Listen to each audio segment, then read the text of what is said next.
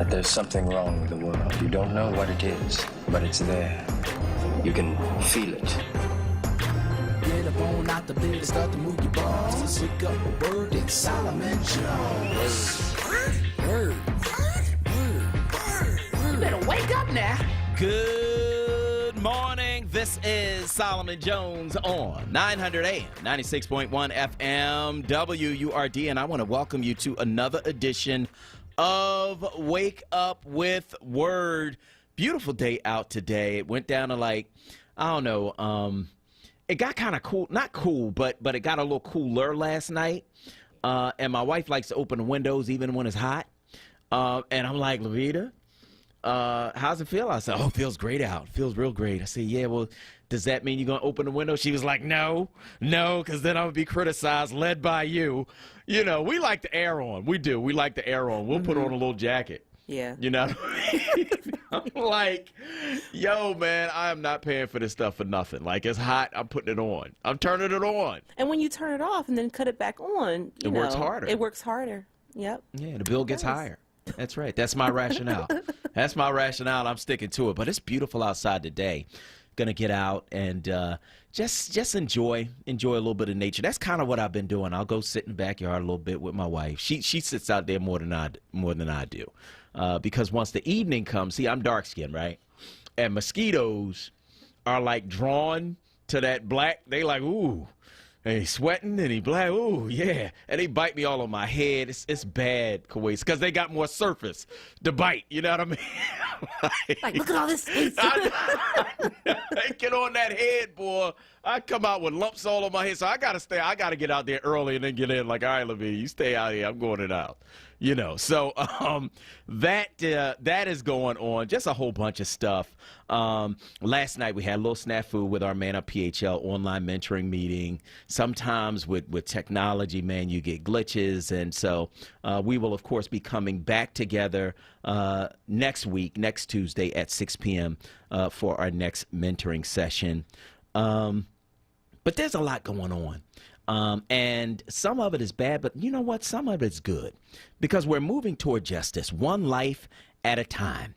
After 21 years in prison for a murder he did not commit and another year of fighting for compensation, Terrence Lewis won a $6.25 million settlement from the city of Philadelphia on Tuesday, one that came with a long-awaited apology.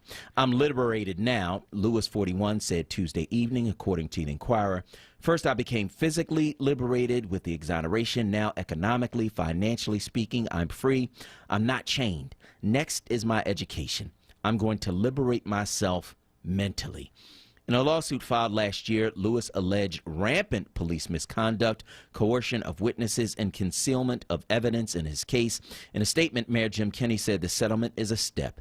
I know that money alone cannot compensate Mr. Lewis and his family for the 21 years he spent incarcerated, Kenney said, and I know that much more must be done to reform our criminal justice system and to help the families and communities that have been torn apart by instances in which the system didn't work. The mayor said he remains committed to that work, and I hope that's true, because there are many more people who need justice, and they just can't wait forever. We got a hot show for you today on Wake Up with Word. Attorney Nathaniel Hagerbrook II on his client Antonio Smith's unjust interaction with the police in Georgia. Temple professor Lynn Washington on Trump claiming he didn't know Russia put bounties on American troops. And on our small business spotlight, we'll talk to Gregory Moten, founder and president of New City Commercial Capital, LLC. Dear Melanie has another hilarious answer to one of life's biggest questions. And as always, we've got you, our listeners, calling in at 215-634-8065. It's toll free, 1-866-361-0900. Hit us on Twitter and Instagram at onWURD, or you can hit me personally at Solomon Jones 1. Watch us on Facebook at Forward. But first, it's the big three, the news stories you need to know to kick off your day right here on Wake Up with Word. Story number one, Governor Tom Wolf will sign the first bills passed by Pennsylvania's legislature in response to widespread protests over police brutality and the killing of George Floyd. The Senate passed the bills unanimously after the House passed both unanimously last week. One of the bills designed to prevent bad officers from continuing to find employment in police departments. Under that bill, a department must conduct background checks of job applicants that require an applicant's former department to disclose information on the officer's employment history. That history must include disciplinary actions, complaints, and reasons for separation. The Municipal Police Officers Education and Training Commission must maintain an electronic database containing that information, although the bill does not allow public access to the database. The other bill requires training every other year in how to operate and interact with people of different racial and ethnic backgrounds, and to receive annual instruction on de-escalation and harm reduction techniques. Kwesi, what do you think? Yeah, I'm here for it. I think that all of these steps are necessary. I do, however, feel that this information should be made public. Yep. I really do, because if I have an interaction with an officer and someone else has the same interaction and someone else before, and also I want to know who is going to be the oversight folks, like who's going to be really kind of narrowing down and making sure that all of these steps are taken to ensure our safety. So that's the other piece as well. But yes, these are all great steps in the right direction. Yeah, I think it's in the right direction. I think it needs to be national. It does. And, you're doing this state by state, municipality by municipality. So, it's great that this is the case in Pennsylvania. But suppose the officer gets fired in Pennsylvania and decides, I'm going to get a job in New Jersey. Right? It's not on the books there. And so it's a step in the right direction. I think it's a prototype that can be used nationally, but this has to be something that's everywhere, not just in one place. Story number 2, how bad is our leadership on the coronavirus? Well, it's so bad that U.S. travelers won't be able to visit the European Union when the bloc begins opening its borders today.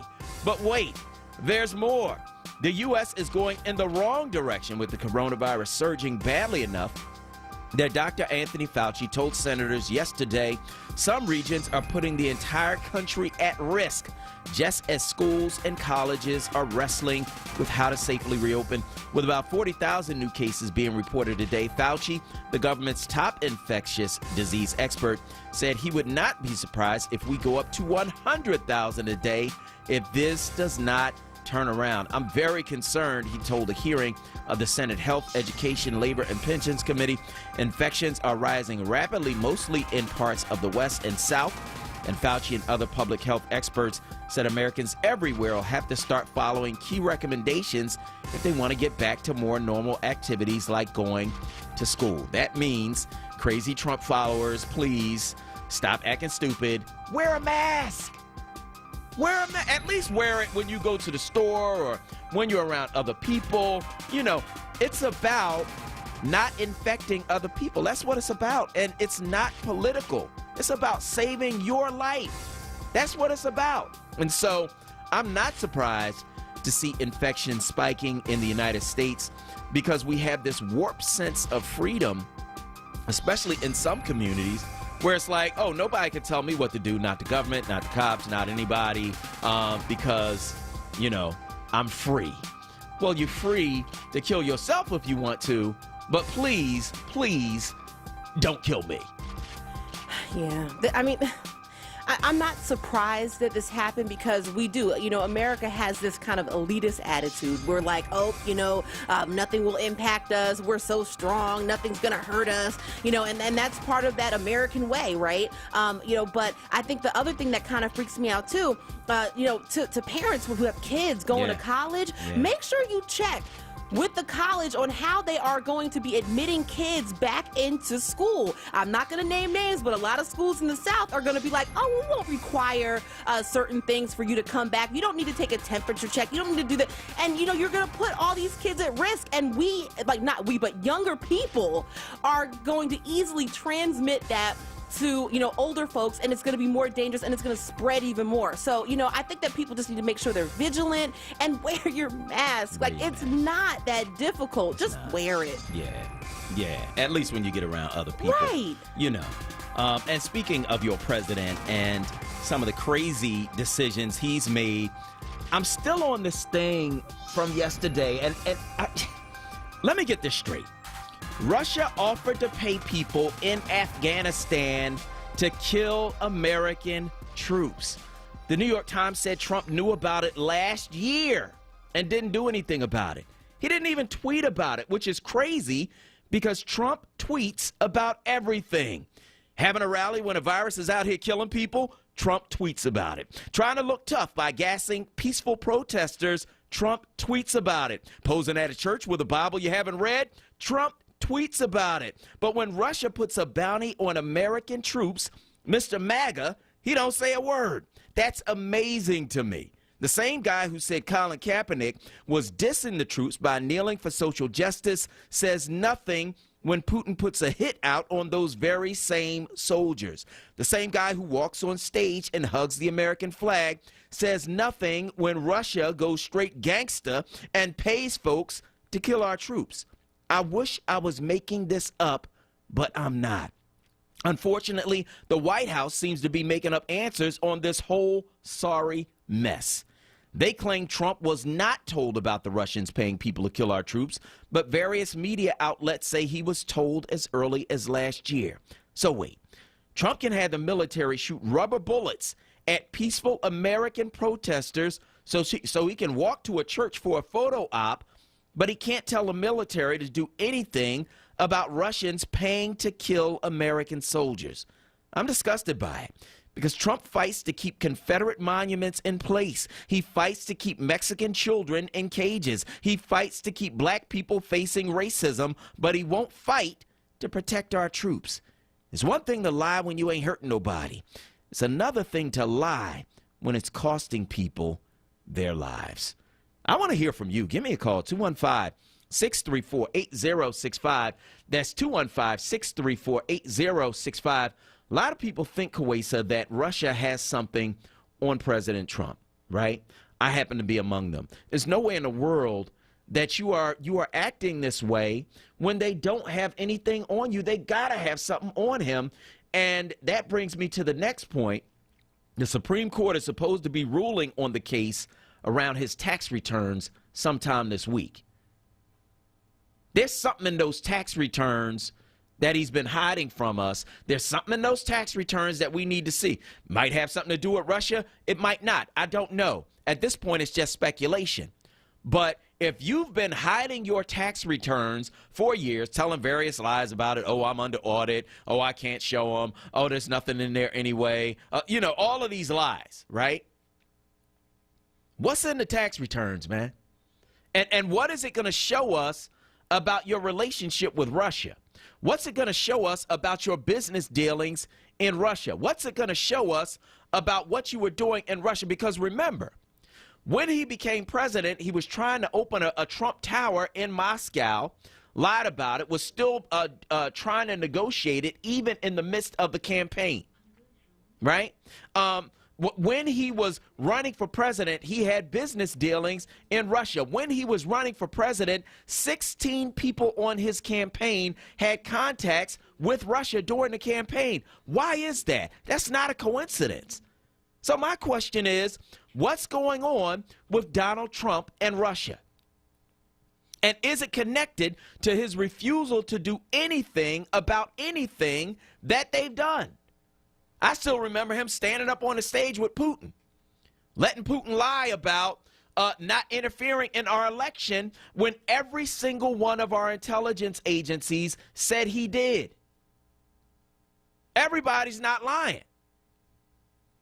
So I want to know what is going on between Donald Trump and Russia. Kuwaisa, I cannot wait to see these tax returns because there's something in there. Yeah, there's something in there, and I'm going to have all the tea and popcorn ready for when it all comes out. I'm still like, I was still in shock when they were, allegedly talking about golden showers and things like that when he's hanging out, sipping, Molotov cocktails, things like that.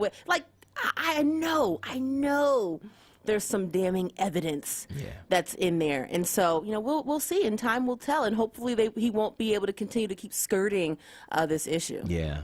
I want to hear from you. Give us a call, 215-634-8065. Donald in Francisville is on line 1. Go ahead, Donald. Hey, Jumbo there. Good morning, brother. Good morning. Good morning to you and Queen Quasia and to the Word family. Mm-hmm. You know, when I heard about this a while back, and this bone-spurred coward, and him not recognizing what's going on in the military, because he knows more than generals do. You know, that's one of Yeah, I remember that. You know, he gets a briefing every day. I'm trying to say to myself, if it happened when we had President Barack Hussein Obama in, Mm-hmm. what would have happened? Mm. Because this counts down to traitor, Mm-hmm. Mm-hmm. and that's against the Constitution. Mm. And if he knew about this, they should impeach his behind any time in the next 30 seconds. Mm. Because this is, brother. I think about, you know, I didn't fight for this country. I fought for the Constitution, my family, and my friends. That's what I fought for. Okay. You know, and the things that I did, and then I know that people have done, and the wounds that they have received. I take a knee with Colin Kaepernick. Mm-hmm. I do, because of the injustice system. Yeah. Because we still in 2020 have to give the talk to our children.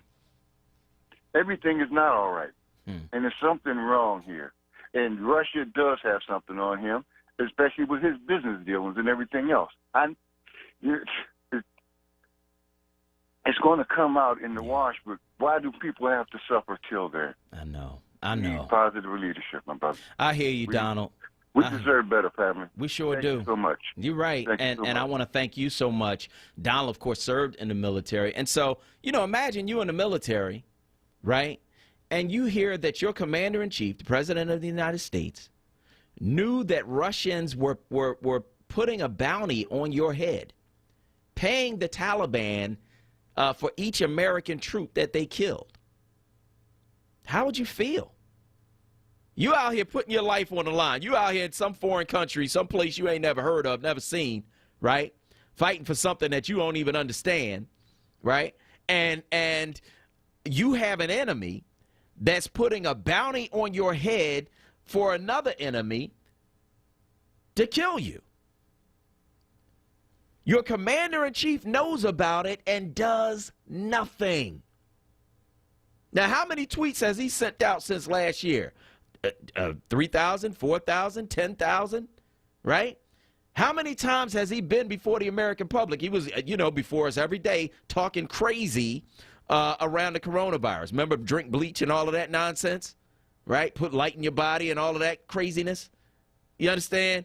He was, you know, you had everything to say about everything else, but you couldn't find one sentence to say about this. And then for the White House to claim that the intelligence agencies knew about it, but nobody briefed the president, it's laughable. It's laughable. It's no way in the world they have this information. The president gets briefed every day. There's no way in the world that they didn't tell him this stuff. It's no way in the world. If the intelligence agencies knew, they had to tell him. That's their job. That's what they exist for.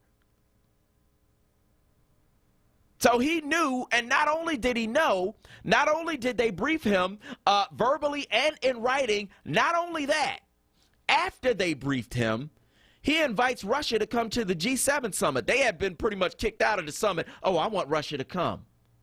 After you find out that they got bounties on our troops, you love the troops so much? Colin Kaepernick and the NFL players are SOBs because they disrespecting the flag and disrespecting the troops. Get out of here, man. You don't care about them troops. You don't care about anybody.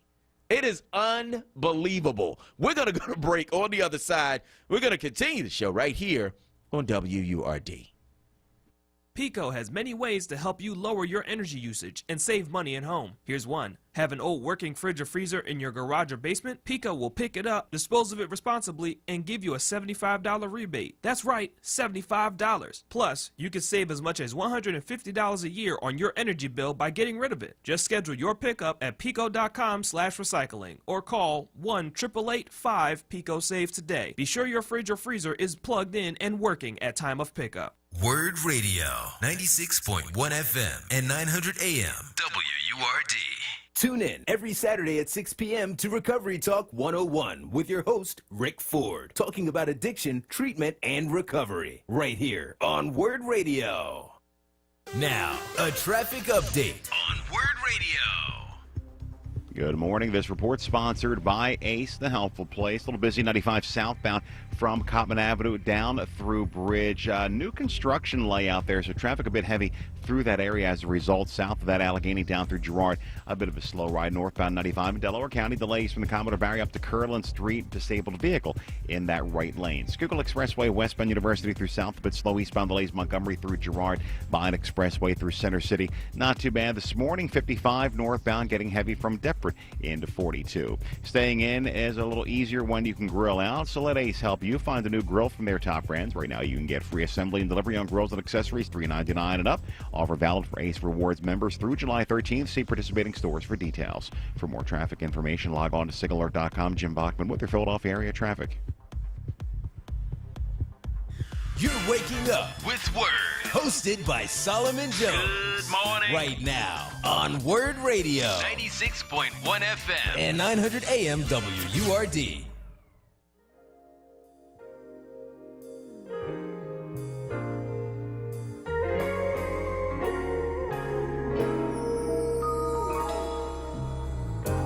I can't imagine life without you, baby, by my side. That I'm feeling, I'm hoping you're feeling the same. Things tend to slip my mind like oh, you're not the one in mind, baby.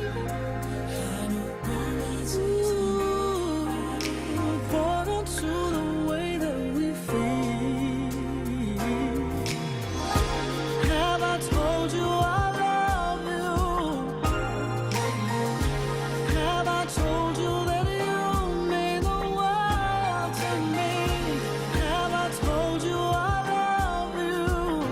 I'll be your wishing well. Tell me what you want.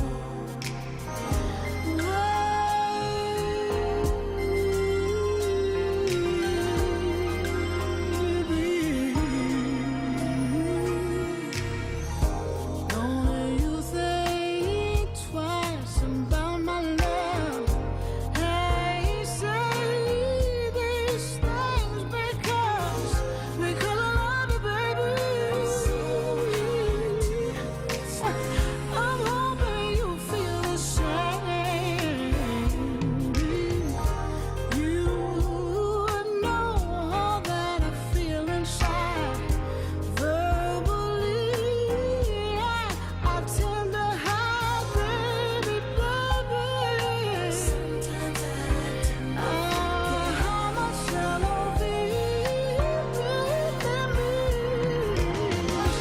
have I told you I love you, baby, baby? No, baby, what you mean to me? I'll be. Just tell me what you want. Good morning. This is Solomon Jones on 900 AM, 96.1 FM, WURD, and I want to welcome you back to Wake Up with Word. You can give us a call at 215-634-8065. That is 215-634-8065. Let us know where you are on any of these things we are talking about on this morning show. The governor set to sign two measures into law in Pennsylvania. One of them will require that there be a database of police officers who move from one department to another, including their disciplinary records and why they were separated from the previous department they were at.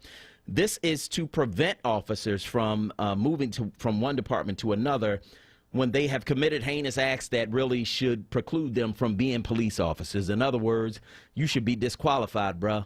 You know what I mean? If you've been fired from someplace else for something that might be a danger to the public, then you shouldn't be able to be a police officer someplace else. You shouldn't be able to move from one department to another. Why does it matter? It matters because Darren Wilson, the officer who killed Michael Brown, had been fired along with the entire department in a little town called Jennings, Missouri, for their treatment of black folks before he killed Michael Brown in Ferguson. Why does it matter? It matters because Timothy Lehman, who killed Tamir Rice, a 12-year-old boy playing with a toy gun, pulls up 2 seconds later, Tamir Rice is dead. He had been fired in a previous department because he couldn't handle firearms training. Right? It matters because when these people get fired from one place and go someplace else, our lives are literally lost. Our lives are literally at risk. Our children get killed. That's what happens when these people are allowed to move from one department to another. And so that's a good thing to have on the books here in the state of Pennsylvania. But also, the other thing that they're putting on the books is mandating training for dealing with people from different racial groups, different ethnicities. Now, you can't train away racism, but doggone it, you gotta try. You gotta do something. You can't just be like, all right, well, you know, this person is racist and there's nothing we can do about it. Nah, you gotta at least try. And if after you try, if after the training, if after that experience they remain that way, then you gotta fire them. You gotta get rid of them. You know, and so I think these are two good measures, right? De-escalation, you know, training people on how to de-escalate. That should already be going on, but you know what? Yeah, put a law on the books about it. Because you got too many trigger-happy people who are wearing that uniform who can't wait to shoot somebody. That's got to stop. And so these are some good measures to be put on the books. I mean, you know, what needs to happen, though, is these things need to be national. I want to hear from you. What kind of reforms would you like to see in criminal justice and in policing nationally? Give me a call. Let me know. 215-634-8065. That is 215-634-8065. What reforms need to be on the books nationally around police and criminal justice reform? I want to hear from you. 215-634-8065. That's 215-634-8065. That is the number you can call to get in on the conversation right here at WURD Radio. So that's story number one. Of course, story number two is how bad is our leadership on the coronavirus? It's so bad, U.S. travelers won't be able to visit the European Union when the bloc begins opening its borders today. But wait, there's more. The U.S. is going in the wrong direction with the coronavirus surging badly enough that Dr. Anthony Fauci told senators Tuesday some regions are putting the entire countries at risk, just as schools and colleges are wrestling with how to safely reopen. So it's about 40,000 new cases a day. He said it could go up to 100,000 if this thing is not brought under control. And I think the thing that makes it worse, Kawesa, is that you have people who have now made this a political issue when it's really a health issue. It reminds me of the Affordable Care Act when they were debating that, when they were debating Obamacare. They tried to make it a political issue rather than a health issue. And even now, man, while this virus is getting worse, you have the president and his administration trying to get rid of Obamacare at the time when people need it most. At the time when people need to be able to go to the doctor, have health insurance. I mean, it's like Dr. Evil. It's like, what are you doing, dog? What are you doing, and why are you doing it? You know, meanwhile, story number three, the Russians putting bounties on American soldiers. Trump knows about it, gets briefed about it, and does nothing. No, I'm sorry. He does something. He says, you know what? We should invite Russia to the G7 summit with the rest of the global world powers. We should invite Russia back in. After you find out they putting bounties on the heads of our troops. There's black folks out there, man, in Afghanistan, in these other places, fighting for this country. You know that they putting bounties on the heads of our troops, and instead of doing something to punish them, you say, oh, well, let's invite them to the G7. Let's invite them to the party. That's like saying let's invite them to the cookout. You know what I mean? When you know they need to be canceled. Like, it's that kind of thing. What are you doing? It is unbelievable. I want to hear from you. What are the reforms that need to be in place nationally on policing and criminal justice? What do you think about the coronavirus surging, and what can we do about that? And, of course, your president, even as these things are going on, knows that Russia put bounties on the heads of American troops and did nothing. And you know what? It wouldn't be so bad if he hadn't talked about Colin Kaepernick like he was this traitor to the nation because he engaged in a peaceful protest against police brutality, right? It wouldn't be so bad if he hadn't called all the other NFL players SOBs, right? Because they were disrespecting the flag and disrespecting the troops. What's more disrespectful than knowing somebody trying to take their lives and doing nothing?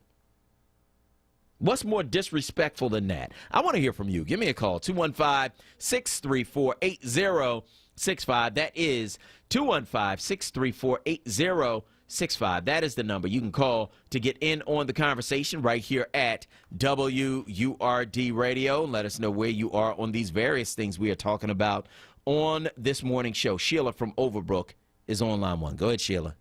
Good morning. So, in the New York Times, back in May, late May, there was an article, and it had a great, I don't remember the entire article, but I remember a blurb out of it, and it said that Trump is the leader of the resistance to his own government. And I wrote it down, and I keep it little. I know, I'm weird like this, but I live alone, completely alone, and I keep it next to my bed. And every time I start wondering, what's wrong with this guy, and concerned about the way he's running the country. At the end of the day, he is the leader of the resistance to his own government. And all of them that follow him, the McConnells, all of them, they're going to go down exactly the way he's going down, hard and fast. I'm not one to try and overlay religion onto everything, even though I am a Christian. But in this situation with Donald Trump, this is definitely a spiritual situation. We have to do what we have to do. We have to vote. We have to put our money where our mouths are.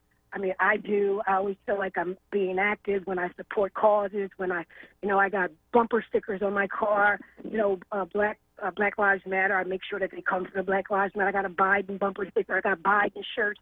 All of that. We have to do whatever we have to do, send money to your candidate. But at the end of the day, God is going to handle Trump in such a public way. And the other thing I want to say quickly about the police.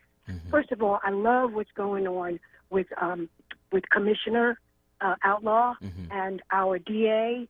I just love the way that they're coming together and forming a new type of policing, so to speak. But I think, and I said this to you before, Solomon, that one of the things I'd like to see happen in the Philadelphia Police Department, I'd like to see them up the ante on the educational requirements. This just having a GED and having a high school diploma, it's not adequate.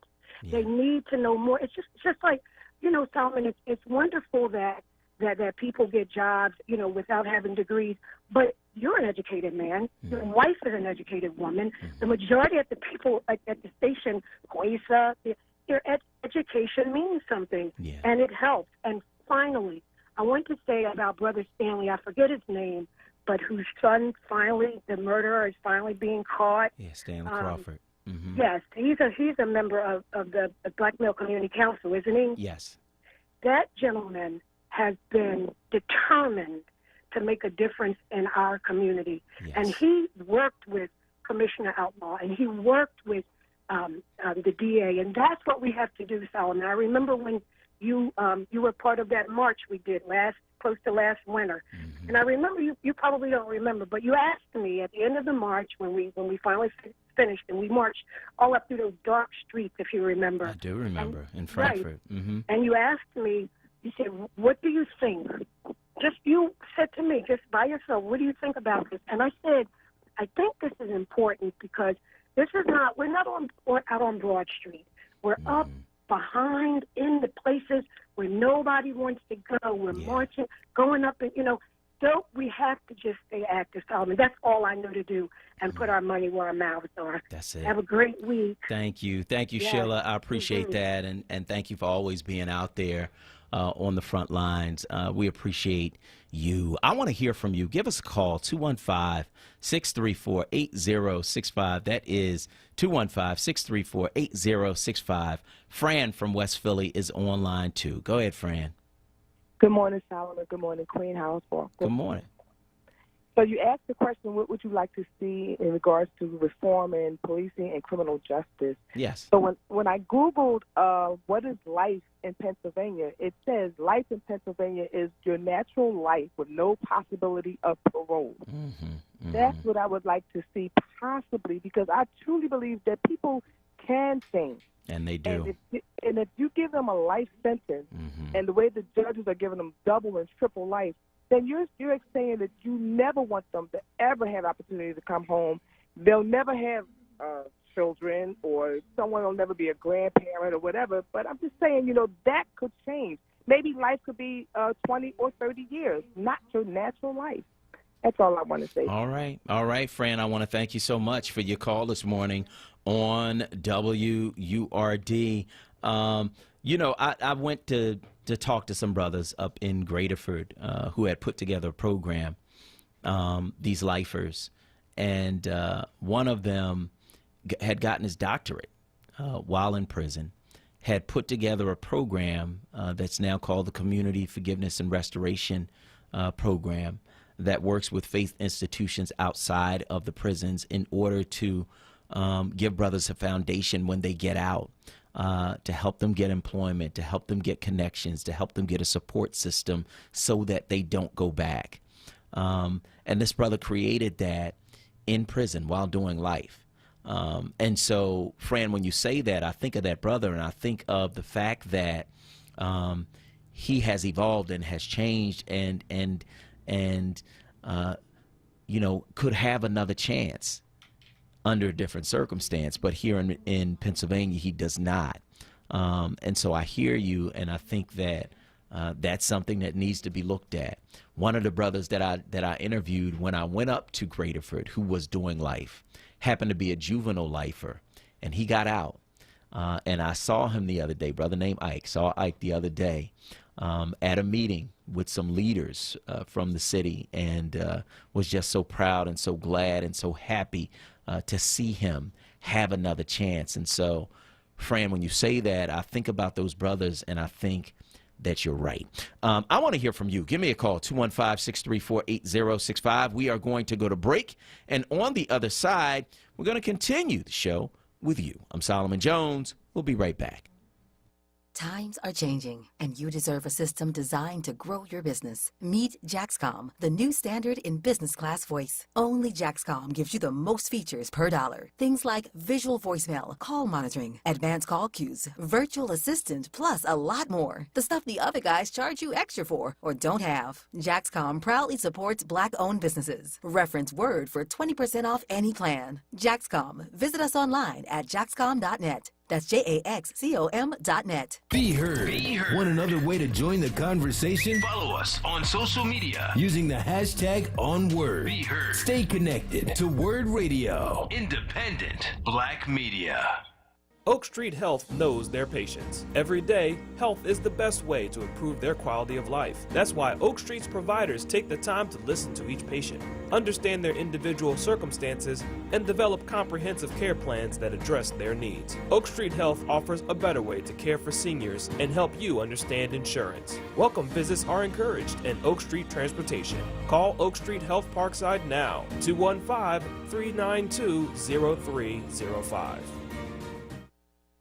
Now, a traffic update on Word Radio. Good morning. This report sponsored by Ace, the Healthful Place. Pretty jammed up southbound 95 this morning. Cottman down to Bridge. It's a new construction pattern there, down to 3 lanes because of this new project. So jamming through that zone. Once you pass that, you're a little slow again. Allegheny down through Girard. Northbound on I-95. You're going to find that heavy from 322 through Curlin Street. Right lane construction. They're the reasons. Schuylkill Expressway both ways, not bad. Same thing on the Vine Expressway through Center City. PA Turnpike. Blue Route 476 looking good. Lower Moreland Township. Huntington Pike at Red Line Road. That is an accident. 55 northbound Deptford into 42. A bit busy there this morning. Staying in as little as easier when you can grill out. So let Ace help you find a new grill from their top brands. Right now you can get free assembly and delivery on grills and accessories, $3.99 and up. Offer valid for Ace Rewards members through July 13th. See participating stores for details. For more traffic information, log on to sigalert.com. Jim Bachman with your Philadelphia area traffic. Back by popular demand. It's Wake Up with Word, hosted by Solomon Jones. Right now on Word Radio 96.1 FM and 900 AM WURD.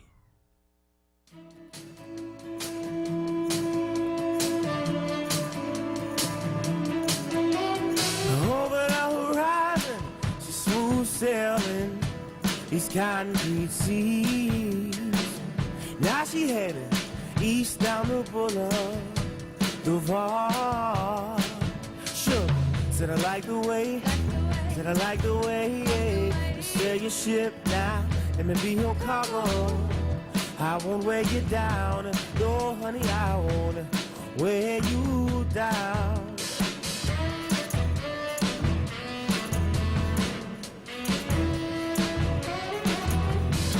Good morning. This is Solomon Jones on 900 AM, 96.1 FM, WURD, and I want to welcome you back to Wake Up with Word. A number of things going on today. Of course, Governor Wolf preparing to sign some police reform measures in Harrisburg that are long overdue. One of them would create a database that would track police officers who get fired or separated from other departments because of whatever disciplinary issues. It would keep a database of that to keep bad cops from being hired in other departments. That's a good thing. The other measure, of course, would create some training and mandate that training in the state of Pennsylvania around dealing with people from different racial and ethnic groups, some de-escalation and harm reduction training as well. We'll see what all of that means, but I think it's a good first step to put those things on the book here in the state of Pennsylvania. But what needs to happen is that these things need to be nationwide. It's something I've been thinking about, something I'm writing about, something that that matters because we need to have this reform not be piecemeal. And so I want to hear from you. What reforms need to be put in place nationally around policing and police reform? The other thing is the coronavirus heading in the wrong direction. People refusing to wear masks, trying to make it a political issue when it's a health issue. It is crazy. It's so bad that the European Union opening its borders today, but the United States, one of the countries that is not welcome. And so American tourists looking to travel in Europe, nope, can't do it because the coronavirus is too bad in this country. It's so bad that Dr. Anthony Fauci said we could reach 100,000 new cases a day. We got to get a handle on this. And I think, especially in our community, man, we got to do what we got to do. Wash your hands, wear your mask, use hand sanitizer, stay 6 feet apart, do everything that you can to maintain your health. It is important for us because guess what? We are dying disproportionately from this thing.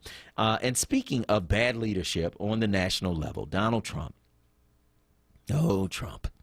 Donald Trump knew about the Russians putting bounties on the heads of American troops and did nothing about it, said nothing about it, did not tweet about it, did not talk about it. He got all the stuff to say about everybody else, Colin Kaepernick and the other NFL players who are kneeling or disrespecting the troops. They SOBs, they this and that.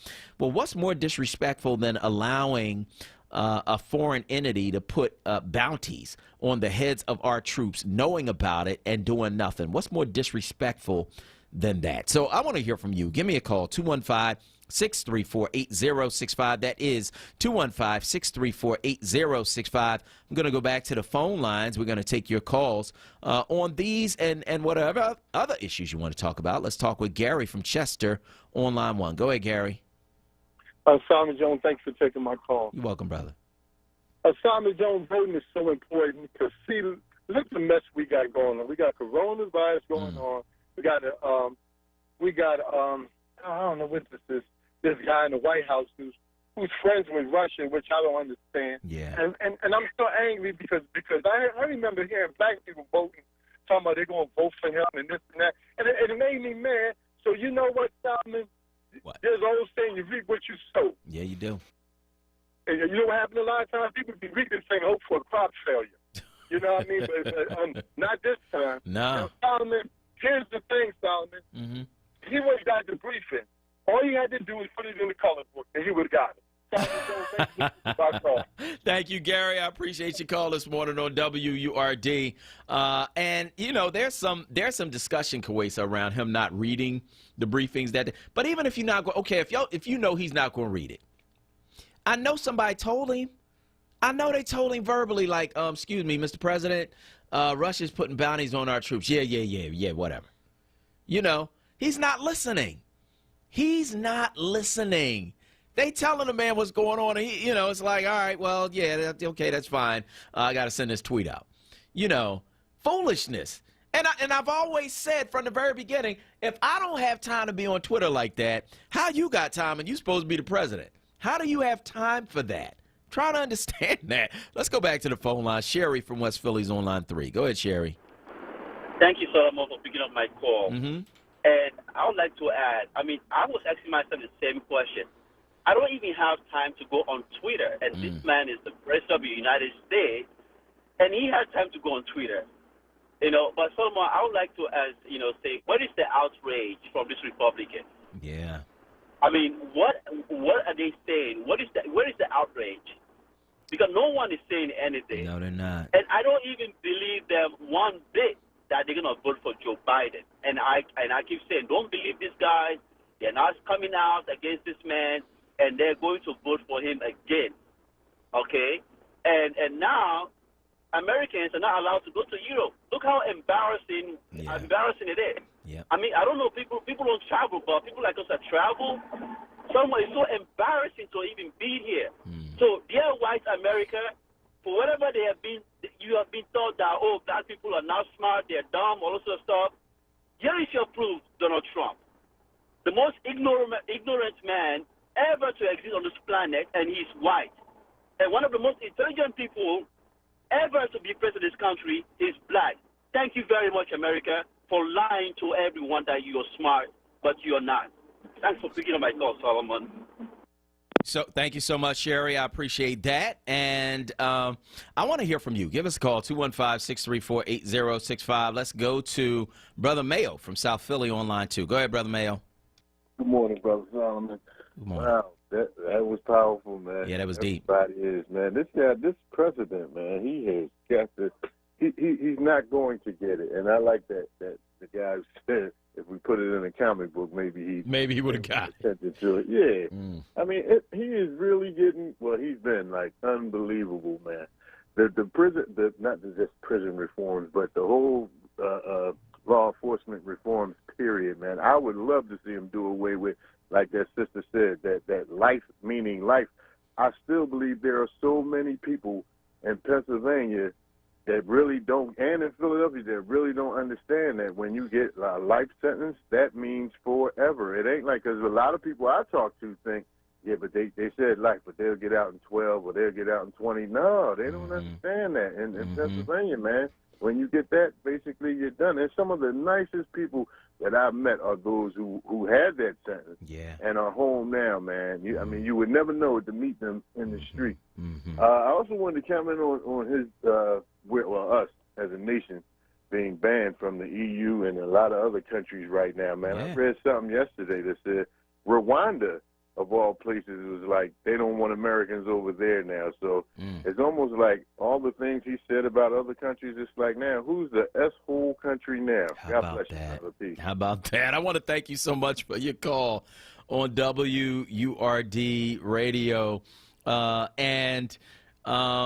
know what? That's deep, Kawesa. How you feel about that? Americans banned from traveling to other countries because the coronavirus is so bad here. I'm actually surprised that it didn't happen sooner. Like, I really thought that there was going to be some, retaliation in regards to the fact that we've been cutting off folks, left and right. But those have been black and brown people, and so people didn't really care that much. But now that, we could possibly be spreading, this highly contagious virus. Now it's like, okay, we don't want you to come. I really actually liked what Brother Mayo said, because I'm just like, you're right. Yeah. Like we really, we sit here and we act like we are this great, amazing country, and look at us. We don't have good access to health care. Our education system is crazy. We over here acting privileged, like we have all this like, come on. So it doesn't surprise me at all that you have countries who are saying, oh, we don't want or need you over here. But that's the other part that's scary about Donald Trump, is that he is putting us on an island. Yep. We are getting isolated. Yep. And that's scary because, if we want to live our lives and maybe, go on a European trip and tour everything or whatever, we can't do that. No. So that's the other piece as well. He's making it very difficult for relations with other countries, and we can't even live our lives. So that's the other part that's dangerous and scary as well. Well, he's an isolationist, and he was, his whole, if you remember his inauguration speech, it was America first, and he painted this really dark picture of the world. And other people sitting there looking like, yo, this dude is crazy. Hillary Clinton sitting there, Barack Obama sitting there. They looking at him like, yo, this dude is nuts. And it's coming to fruition. I knew when he was arguing about the size of the crowd, his crowd was bigger than Obama. I'm like, dude, are you nuts? We're dealing with real life problems, and you talking about the crowd? Who cares about the crowd? But that's where he was, and that's where he's remained isolated, right? And so you're right, Kuwait. So he's isolating us as a country, but that was his vision from the beginning. It's America first. It's about America. It's not about anybody else. I'm not going to be president of the whole world. I'm president of America. And so it's about us. And now you have gotten your wish. Now we are isolated. Now we are cut off. Now we are alone. And so now what? That's the question. I want to hear from you. Give us a call. 215-634-8065 is the number. Let's go to George from Center City. Okay, let's go to Bahia from West Philly on line 1. Go ahead, Bahia. Good morning, Solomon. Good morning. And he took them taxes all the way to the Supreme Court. Yep. New York had charges against him, but he fired that man. Yeah. Attorney General over there. Mm-hmm. I don't know if we're going to see them taxes. Mm-hmm. If they don't sure fired that man, and whatever's in them taxes, he do not want people to see. Yeah. He really don't. Mm-hmm. And he's just, oh my God, it's a mess. He is just crazy. I cannot believe we can't even go anywhere. We can't go to Europe. Nope. Or none of that. Nope. And the British government got reports too that they put bounties on them too. That Russia put bounties on them too. He is totally crazy. Yeah.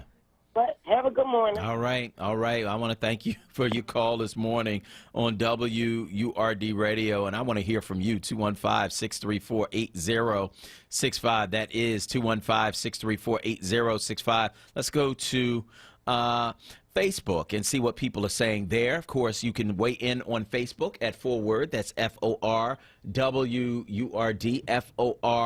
FORWURD, and let us know where you are on these various things that we're talking about on this morning's show. Governor Wolf preparing to sign 2 police reform measures statewide here in the state of Pennsylvania. And one of them is about making sure that bad police don't get rehired in other departments after being fired by the first departments they were with. And so I think that's a good thing. That's going to save some lives. And then the second one is about training. They are going to have training be mandated statewide for how to deal with people of different racial and ethnic groups, and also some de-escalation training, and as well as harm reduction training as well. So we'll see what that actually means, but I think it's a step in the right direction. Kawesa, what are people saying on Facebook? We do have a couple of comments here. Diane Gray says, we have to be careful and protect ourselves from this virus. This COVID-19 virus is dangerous and deadly. We must keep praying. So that's one comment that we have there. Leonard Richardson says, why you think he's so orange and on video with golden showers? Oh, my gosh. Linda Pierce says, impeach, impeach, impeach. Anthony Brown says, maybe Russia has something on him. We have to see what his niece's book says. So that was another comment. And then Winona Hayes Poole says, how has he been in office this long and still hasn't shown his tax returns? It makes no sense. So that's another comment. I think I saw one more here that I was going to grab. Juanita Bryant. Let's not forget the idea of fear that Trump would tell Putin about the intel information was in the mix. Notice he was not seen or heard from yesterday. So that's another comment that we have. But, yeah. Whole lot. Comments. Whole lot. So we are going to go to break. And on the other side of this break, we're going to talk with Lynn Washington and dig a little further into this thing about the Russians putting bounties on our troops and Donald Trump doing nothing about it. Lynn Washington here to put it in context on the other side of this break. I'm Solomon Jones. We'll be right back. If you want to start your morning with mindfulness, motivation, and inspiration, tune in to Daybreak with me, Halana, here on WURD Radio, Monday through Friday from 6 to 7 a.m. I am a health and wellness coach with over 15 years experience helping people to transform their lives. On the show, we talk health and wellness 360, from getting your mind right to getting your money right. So let's rise and shine together right here on WURDradio.com, 96.1 FM, 900 on your AM dial on Daybreak every morning. Dietz & Watson has been making premium meats and artisan cheeses for over 80 years. And when it comes to stacking sandwiches and party platters, they've got something for everyone in the family, like maple honey turkey breast, American cheese, buffalo chicken, and more. So get to your local deli and taste 4 generations of family recipes. With Dietz & Watson on the table, you'll have everyone coming back for seconds and thirds. Dietz & Watson, it's a family thing since 1939. Pico has many ways to help you lower your energy usage and save money at home. Here's one. Have an old working fridge or freezer in your garage or basement? Pico will pick it up, dispose of it responsibly, and give you a $75 rebate. That's right, $75. Plus, you can save as much as $150 a year on your energy bill by getting rid of it. Just schedule your pickup at pico.com/recycling or call 1-888-5-PICO-SAVE today. Be sure your fridge or freezer is plugged in and working at time of pickup. Now, with more clarity, this is Word Radio, 96.1 FM and 900 AM WURD Philadelphia. Streaming live at wordradio.com. Now, a traffic update on Word Radio. Good morning. This report sponsored by Ace, the Healthful Place. Pretty jammed up southbound 95 this morning. Cottman down to Bridge. It's a new construction pattern there, down to 3 lanes because of this new project, so jamming through that zone. Once you pass that, you're a little slow again. Allegheny down through Girard. Northbound on I-95, you're going to find that heavy from 322 through Curlin Street. Right lane construction, they're the reasons. Schuylkill Expressway both ways, not bad. Same thing on the Vine Expressway through Center City. PA Turnpike, Blue Route 476, looking good. Lower Moreland Township, Huntington Pike at Red Line Road. That is an accident. 55 northbound Deptford into 42, a bit busy there this morning. Staying in as little as easier when you can grill out, so let Ace help you find a new grill from their top brands. Right now you can get free assembly and delivery on grills and accessories, $3.99 and up. Offer valid for Ace Rewards members through July 13th. See participating stores for details. For more traffic information, log on to sigalert.com. Jim Bachman with your Philadelphia area traffic. Back by popular demand. It's Wake Up with Word. hosted by Solomon Jones. Right now on Word Radio. 96.1 FM. And 900 AM WURD.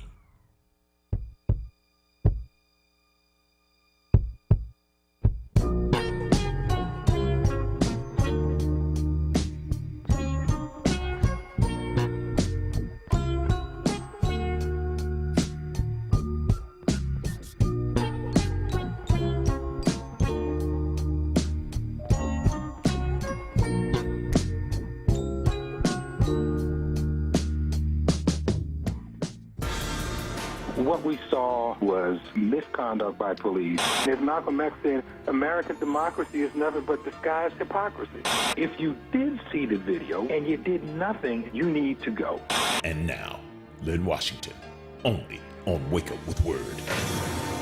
Good morning. This is Solomon Jones on 900 AM, 96.1 FM, WURD, and I want to welcome you back to Wake Up with Word. Joining us now is Lynn Washington, Jr. He's a professor of journalism at Temple University, where he's a co-founder of the award-winning Multimedia Urban Reporting Lab.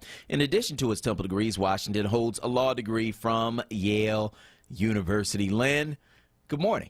Good morning, Solomon. How you doing? I'm good. How are you? Hey, I'm doing well, man. Yeah, this is crazy. Hey, so much craziness and people fighting over masks. I'm telling you, making it a political issue, but nowadays it's interesting, man. It seems like they can make anything into a political issue. Yeah. When Obama was trying to pass health care, they made it into a political issue, and I wondered that whole time, why would you want to stop people from being able to go to the doctor? Yeah. It just seemed weird, and to fight over masks as if, these masks are going to do you some harm or whatever. Just wear the mask, man. Wear it while you go outside. When you go in the house, take it off. When you get in your car, take it off. Yep. But when you're around people, just wear it. Like, it's amazing the things that we fight over, and now it's so bad, Lynn, that Europe don't even want us coming over there. They like, nah, y'all, get yourselves together first. It is, man. Months ago, my wife and I bought this vacation package so we could go to Italy, right? Mm-hmm. Now, first of all, you don't want to get on an airplane anyway. You don't want to sleep in a hotel. Nope. You don't know what's what, all of that. But even if you got over that, Americans can't go. That's right. For a small thing, this is over 100,000 Americans have already died. Cases are going off the roof. Mm-hmm. But it's my right. Yeah. And even worse, there's people who say the virus is a hoax, although it has killed over 100,000 of your countrymen, and it's killed, 500,000 people around the world. Yeah. Hey, but anyway, there's, I guess, larger fish to fry. Yeah, there definitely are. And, one of them is what's going on with Donald Trump and the Russians. His campaign had multiple people talking to Russians, even as the Russians tampered with our elections. And when he had the chance to confront Putin about it, he didn't. Now we learn the Russians have put bounties on American troops, and Trump is claiming he didn't know. What's going on with this, Lynn? This is just absolutely absurd. But then when you look at the context of not only Trump's relationships with Russia since the campaign, it's not really all that absurd. There was intelligence that came out that the Russians were putting bounties on U.S. soldiers. That material was included in a daily briefing. This is a package of information that's given to the president every day. It has been well known for years during Trump's tenure that he doesn't read that. And then when the news comes out, he's still silent. And it's the same guy who's ready to unleash federal marshals on people who challenge the continued presence of Confederate statues, right? Yep. He's ready to use U.S. troops against protesters who are calling for justice, which is what America's supposed to stand for. It's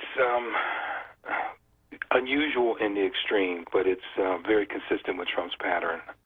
He is sacrificing the interests of America, and so much for putting America first. But that's him with his gets me is the silence from Republican leaders and the support that this guy still gets, particularly from, say, the veterans of foreign wars, the VFWs and the American Legion, who are very adamant that we have to protect our heroes and our soldiers. Well, now you have a choice. You know, you didn't say anything when he took, when he, being Trump, took money that was to build new housing for families in the military on military bases and put it into the wall. Because we had to stop, people coming from the global south. Well, the coronavirus didn't come from the global south, and if it did, it just went right over the wall. This is just absurd, man. But it just shows you an extraordinary level of incompetence that should be widely seen as dangerous. If that information is out there, which it is out there, and it was known within, government circles, the guy does nothing. Now that it's public, the guy is still not doing nothing. It raises some legitimate questions as to what do the Russians have on this guy. Yeah, it really does. And you know that tax case is before the Supreme Court. They're supposed to be making a decision on it fairly soon, maybe even this week. And I'm wondering what's in those taxes, Lynn. I really am, because there's got to be, they have to have something on them. I don't know where we're going to find it. I don't know what it actually is. And this is just my opinion, but I do think they have to have something on them. There's no way in the world you just let them just do anything they want and you do nothing about it. Yeah, you just do nothing. I mean, and there's so much other stuff going on related to this. He's inviting Putin to this big confab, the G7. It used to be the G8, but the other members kicked Putin out for invading Crimea. But parallel to this, Solomon, and of course you shouldn't bring this up, but Russia was involved in Afghanistan from 1979 to 1989. They had propped up a government over there, and when they were fighting, the American government wanted to make Afghanistan Russia's Vietnam. So they poured billions of dollars in, right? As student loan stuff was going off the charts and kids couldn't get, proper education in our schools. I mean, what I'm trying to say is that money could be used better to help Americans. But they spent billions in Afghanistan to kill Russians. Okay? Osama bin Laden, the guy who allegedly was behind the destruction of the World Trade Towers in 9/11. He became who he was in terms of his ability to do terrorist activities because of the money he received from the United States government to kill Russian soldiers in Afghanistan. So in many ways, and it's a horrible way, but we got to look at it, because if we don't learn from our mistakes, we're going to continue to have those mistakes. They put the money in there, got the Russians out, then they invade Afghanistan, and now the Russians are doing the same thing. It's just so doggone bizarre. But it's just another scandal. And hey, Solomon, we're just at the end of the 6th month of the year. And you're dealing with all of this, of course, on the with the backdrop of this virus. And you mentioned the wall, and I think it's ironic that the wall was supposed to keep out, whatever this thing was that was going to harm us, whether it was other people or other cultures or people who were brown or people who were poor. The wall was supposed to keep out harm, and the thing that's doing us the most harm is something you can't even see. Right, that you can't even see, but there is something that's doing a lot of harm, and we can see it, and it's an orange person in the white. Hey, the economy is still in free fall. They open up the economy again, and now the virus has surged, so the economy is shutting down again. People sacrificed for months, 2 months with the stay-at-home stuff, lost jobs, lost businesses to try to bring this thing under control. And again, nothing of substance and direction from the White House. Well, it's on the states. Let them handle it. I don't have anything to do with it. You know, let me just go back again with this Russia, this latest Russia plot. We have a president who says that he didn't know what is going on. Right. Which is absurd. Right. Even if it's true, then it shows gross incompetence.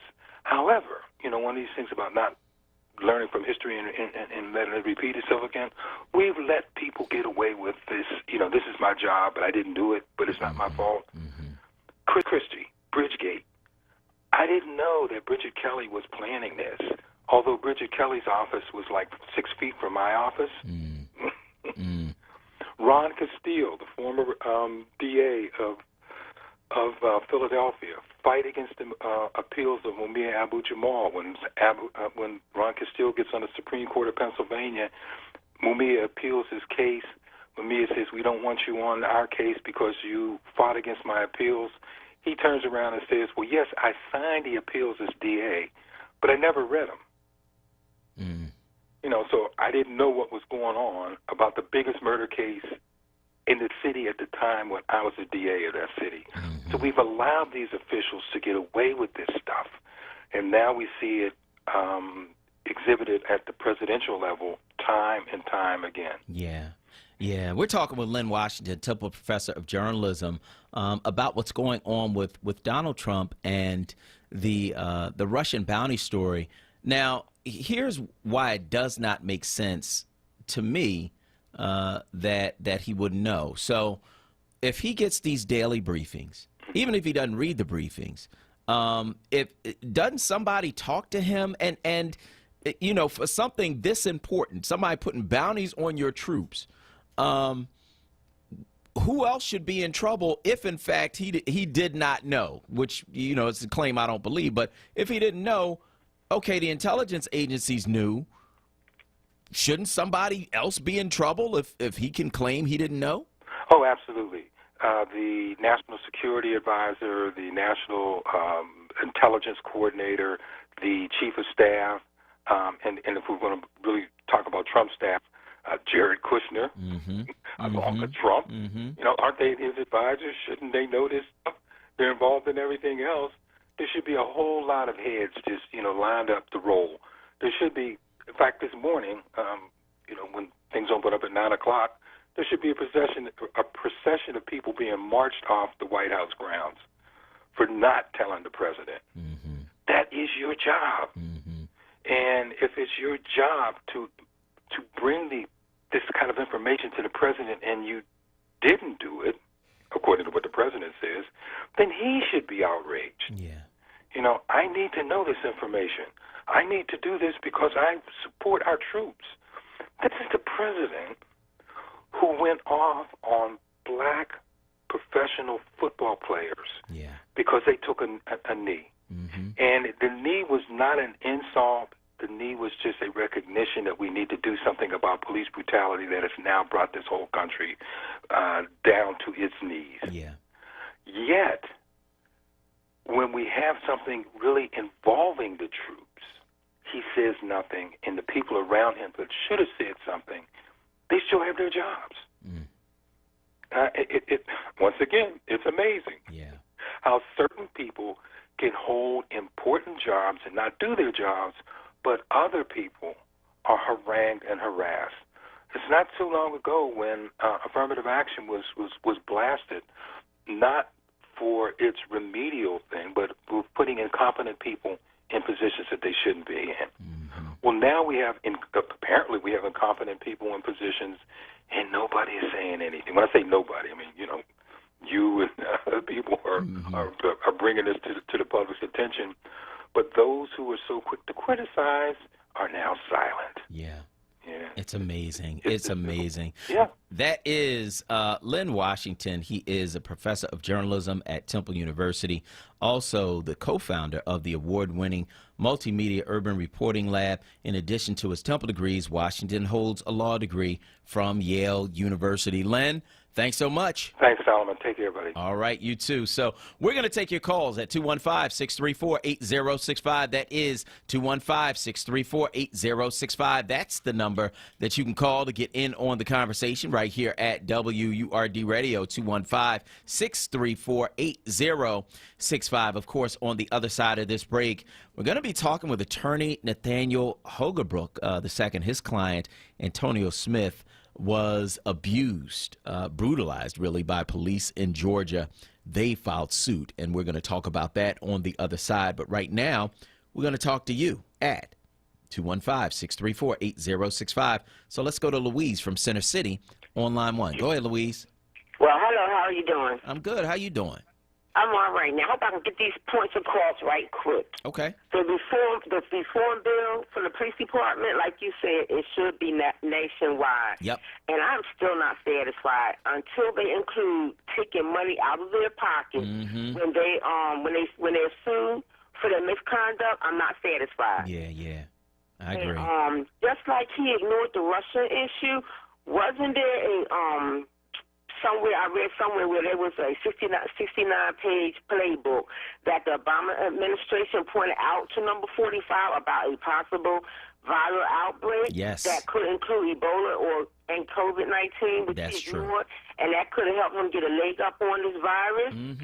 But he chose to ignore it. That's true. And also, if no one is, since no one seems to be policing the police, who's making sure that when these corrupt cops go to jail, that they are really in jail, or were they let out to some other city or country to live life?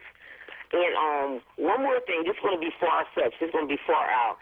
Since he arrested a child, did it ever cross your mind that if he should lose the election or see that he's losing the election, do you think he might push the button and blow us all up and run to the bunkers? I hope not. I hope not. And I want to thank you so much for your call this morning on WRT. Please don't give no idea. Lord have mercy.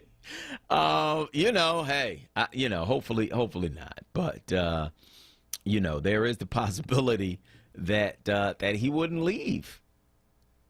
I didn't lose this because the 10 million immigrants voted illegally. Like some crazy mess. Just like you said last time. Remember, Kwesa, when Hillary Clinton beat him in the popular vote? 3 million people voted illegally. That's what that was. It wasn't. No, you lost because everybody know you crazy. That's what that was.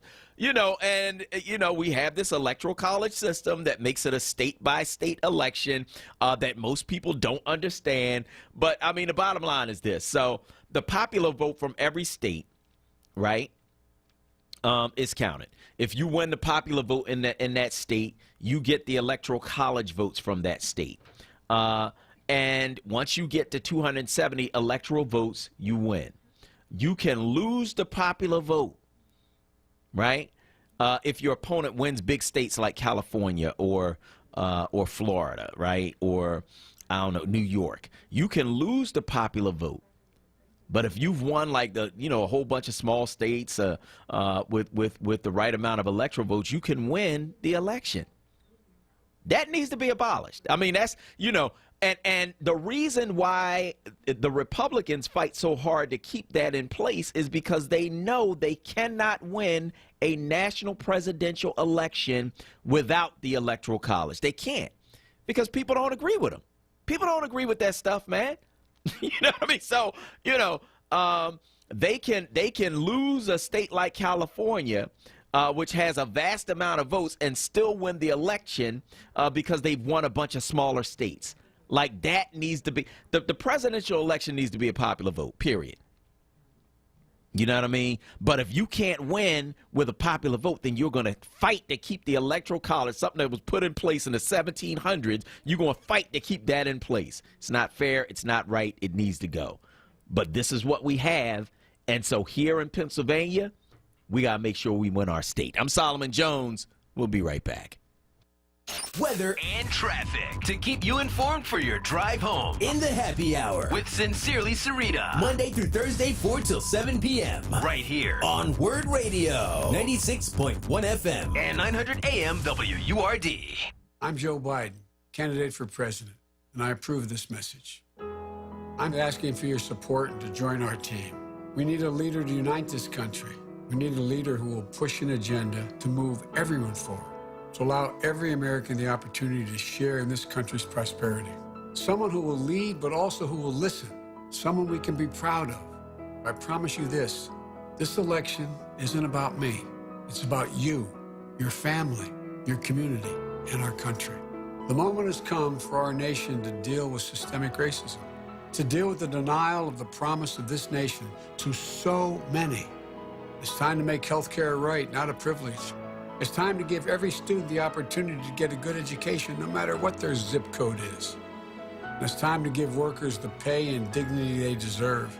This is the United States of America, and there's nothing we cannot do if we do it together.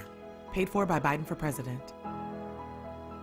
No fear, just facts. This is WURD, independent black media. Now, a traffic update on Word Radio. Good morning. This report sponsored by Ace, the Healthful Place. Southbound 95, still a busy ride from Common Avenue down through Bridge. New construction layout, the reason, down to 3 lanes until further notice. South of that, a little slow. Allegheny down through Girard, northbound 95. That's a busy ride from 322 up to Curlin Street. Ongoing right lane construction there. Schuylkill eastbound Boulevard to Spring Garden. A bit slow westbound Vine Delay Parkway through the Schuylkill Expressway. 55 northbound north of Deptford into 42. Still a bit of a busy ride there. Staying in is a little easier when you can grill out. So let Ace help you find the new grill from their top brands. Right now, you can get a free assembly and delivery on grills and accessories, $3.99 and up. Offer valid for Ace Rewards members through July 13th. See participating stores for details. For more traffic information, log on to SigAlert.com. Jim Bachman with your Philadelphia area traffic. It's Wake Up with Word, hosted by Solomon Jones. Good morning. Right now on Word Radio. 96.1 FM. And 900 AM WURD.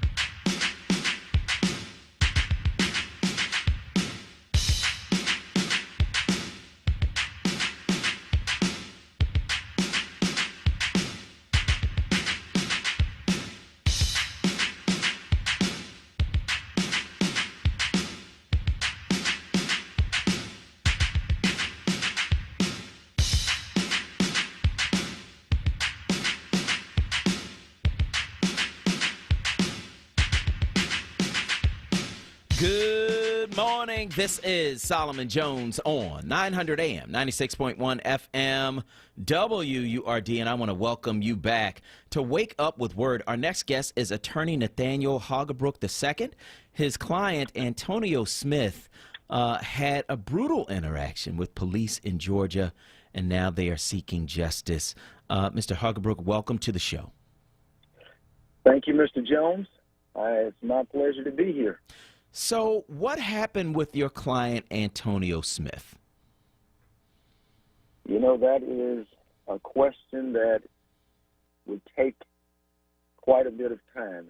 Let me try and give you the short version of what happened in February with Mr. Smith. Currently at the Walgreens pharmacy in the area where this incident occurred, he had been at that Walgreens awaiting some monies to be wired to him from his sister. At the same time, while he was there, one of the clerks in the store 911 non-emergency line and asked police to come up there. There was some person up there asking customers for money. Police showed up, didn't find anyone there, is what we now understand. They doubled back maybe 30 minutes later. When they walked through the parking lot, they found another black gentleman who they stopped, asked him about whether or not he had been harassing customers, asking for money. The gentleman said, "No, I'm just walking through the parking lot." They asked for his ID. He gives it to them. They run his background. He has misdemeanor warrants in the neighboring county. They immediately place him in handcuffs, detain him.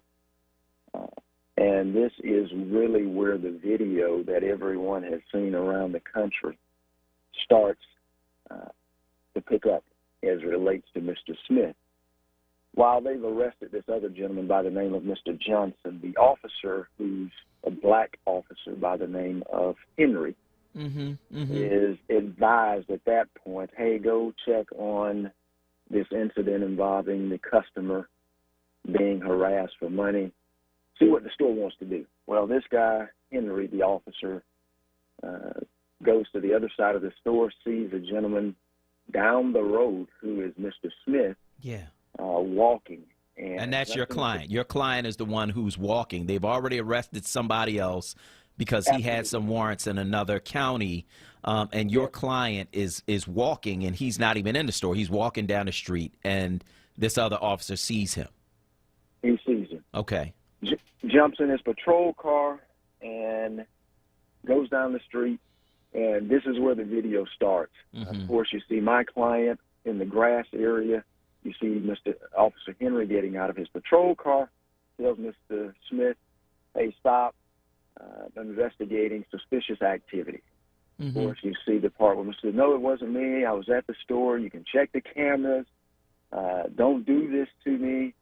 I haven't done anything wrong. Officer says, well, I'm investigating suspicious activity. May I see your ID? My client reaches his hand in his pocket and gives him the ID. He says, look, don't do this. Unbeknownst to my client, the sergeant, who you see in the video, comes up from behind.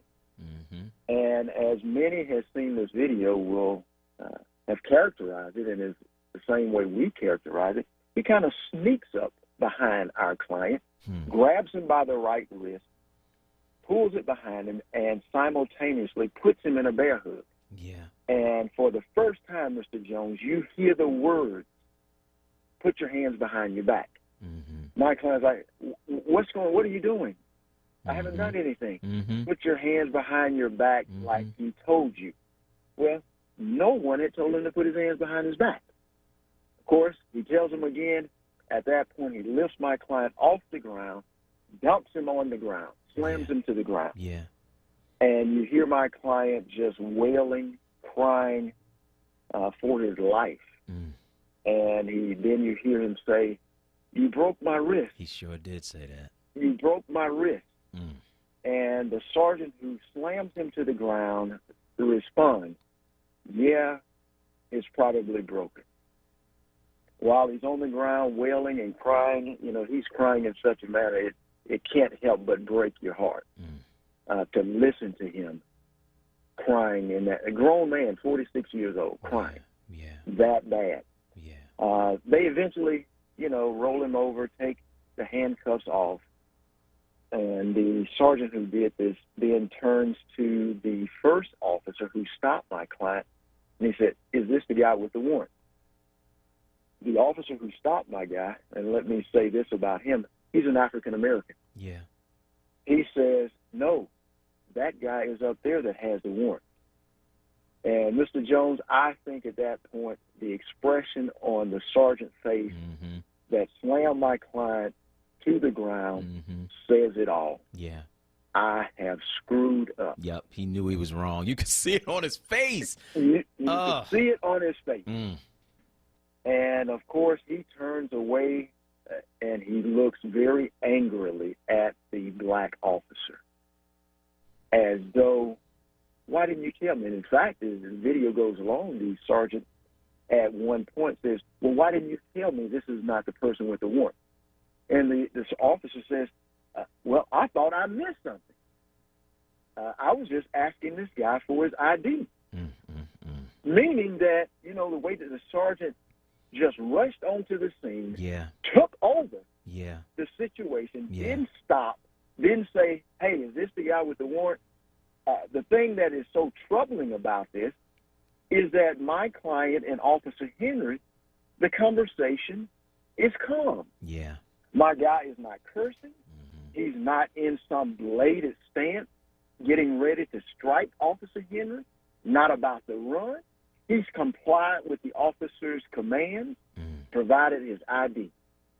There's no reason for this sergeant to come up and take these sort of actions without first verifying that my guy is the person with the warrant. And that's where we are right now. As a result of that, of course, slamming him to the ground, he breaks his wrist. And as you look at the video, you can tell that he is just visibly shaken. He's scared half to death. And they call for an ambulance. You know, of course, then at that point, they begin to treat him nicely, politely. They're concerned about him, which is what they should have been the very first moment they came onto the scene. But my client is so afraid, so nervous about the situation, don't know what's about to happen to him. He refuses medical treatment. Ambulance comes up. He's already walking down the road. He said, you know, I'm fine. I just want to go home. Those were his words. I just want to go home. Wind up going to the hospital later that night. They confirmed the break. And, you know, at that point, recommend that he sees an orthopedic surgeon. And so now you and, of course, you are representing your client. He has filed suit against the Valdosta, Georgia Police Department. So where are we now with the suit? Does it look like the city is going to settle? Because when you look at the video, I mean, it's obvious what happened. Is the city in a position where they're talking about settling, or are you going to go forward with taking this case to court? We are prepared to move forward with the case. In terms of where we are with the case, of course, it's only about 2 weeks old. We filed it on the 19th of June. So they have not even had an opportunity at this point to file an answer.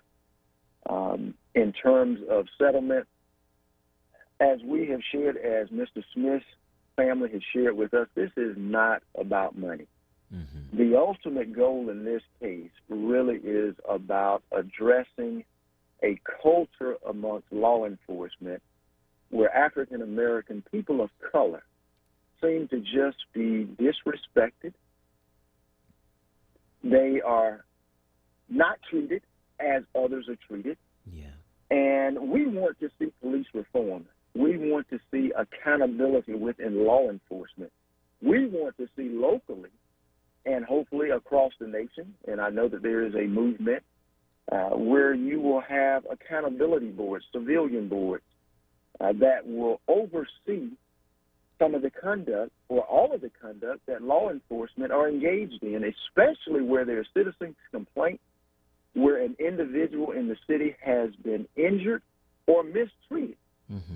And that needs to be in place. In this case here, interestingly, after this incident occurred, there was a review by the police department utilizing 3 of their officers and their chief of police. Within 5 days, those 4 officers had determined that Sergeant Wheeler had committed no wrong. He went back to work, never missed a day. And what has really outraged me within the last 24 hours, because everything that we had up until yesterday was that he was still a sergeant. We confirmed yesterday afternoon about 5:30 that within 3 weeks of this incident, he was promoted to lieutenant. So after they investigated themselves, this sergeant who on video slams this innocent man to the ground, breaks his wrist, does him bodily harm, is promoted to lieutenant. So in your lawsuit, did you name the sergeant? Did you name individuals who were involved in this as part of the lawsuit? Did you name them like it's against the city of Valdosta and Sergeant Wheeler? We named Sergeant Wheeler. We named Officer Henry, the black officer who initiated the stop of my client, as well as the two officers who you see in the video who comes up, within seconds of Sergeant Wheeler, or Lieutenant Wheeler, I should say, who slammed into the ground. The question has been asked, well, why did we sue the other three officers? If you look at the lawsuit and look at the police reports, in our opinion, we had no choice but to sue the other three officers because we think there was collusion to falsify their reports, i.e., they put in their report that my client refused and was unresponsive to Sergeant Wheeler's commands, that he did not comply with the commands that he had been given to place his arms behind his back, that he was resisting detention. And that's sort of incredible to us as it relates to the last two officers who come on the scene, because they too were coming up from behind the situation. Yeah. So how is it that they can put in their report that Mr. Smith was resisting arrest? And so we sued them and alleged that this was a cover-up. Okay. And so in Georgia, do the rules allow for the police officers to have to pay a portion of the lawsuit out of their own pockets, or are they subject to, qualified immunity and having the city have to pay for their wrongdoing? The city would pick up the tab for any sort of verdict or settlement that would be reached in a case like this. Qualified immunity is an issue that if you look in the lawsuit, because we anticipated that they would be arguing qualified immunity, we cite several cases that we believe are on point, that are very similar to our case, where the 11th Circuit here in our district has already ruled that in certain instances where it is clear that the officer committed a wrong, a constitutional violation, where he has overstepped his boundaries in terms of the use of force, qualified immunity does not apply. And so we are hoping that when they look at those cases, that they will, and I'm talking about the city and their attorney, will come to the rational conclusion that, hey, we're not going to win on this qualified immunity issue. At some point, we need to sit down and see how we can get this resolved. And that resolution is going to be beyond any monetary amount, as I said earlier, because we want to see police reform, and we want to be one of the, won't be the first, because I know that New York has already has implemented some things with regards to law enforcement. But we certainly want to make sure that we follow suit here in the small city of Valdosta, Georgia.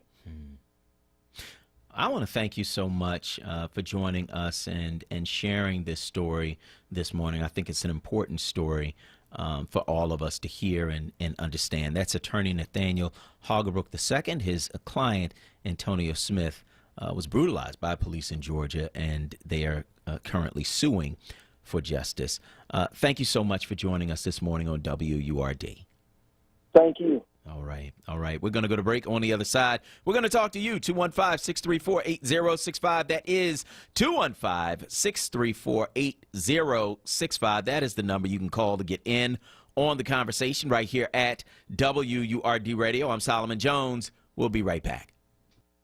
Dietz & Watson has been making premium meats and artisan cheeses for over 80 years. And when it comes to stacking sandwiches and party platters, they've got something for everyone in the family, like maple honey turkey breast, American cheese, buffalo chicken, and more. So get to your local deli and taste 4 generations of family recipes. With Dietz & Watson on the table, you'll have everyone coming back for seconds and thirds. Dietz & Watson, it's a family thing since 1939. Support independent black media and join the Forward movement now at 215-425-7875 or visit wordradio.com.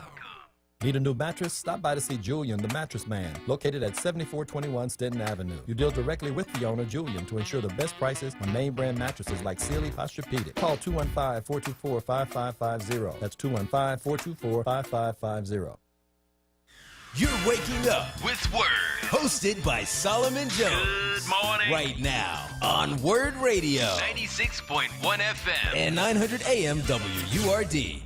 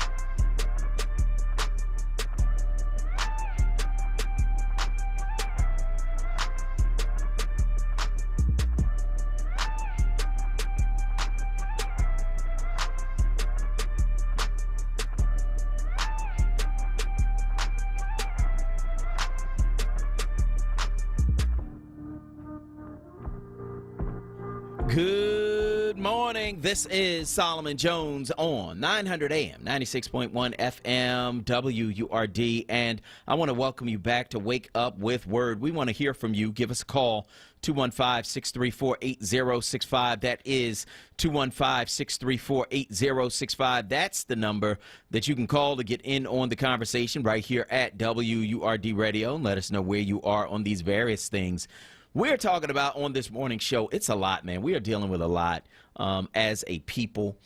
We are dealing with a lot with the protests and with the virus and with all of the things that are going on. But to know that our folks continue to be abused in a country that we built without remuneration, without pay, without any kind of benefit, right? It's tough. And you know, that's why I go home and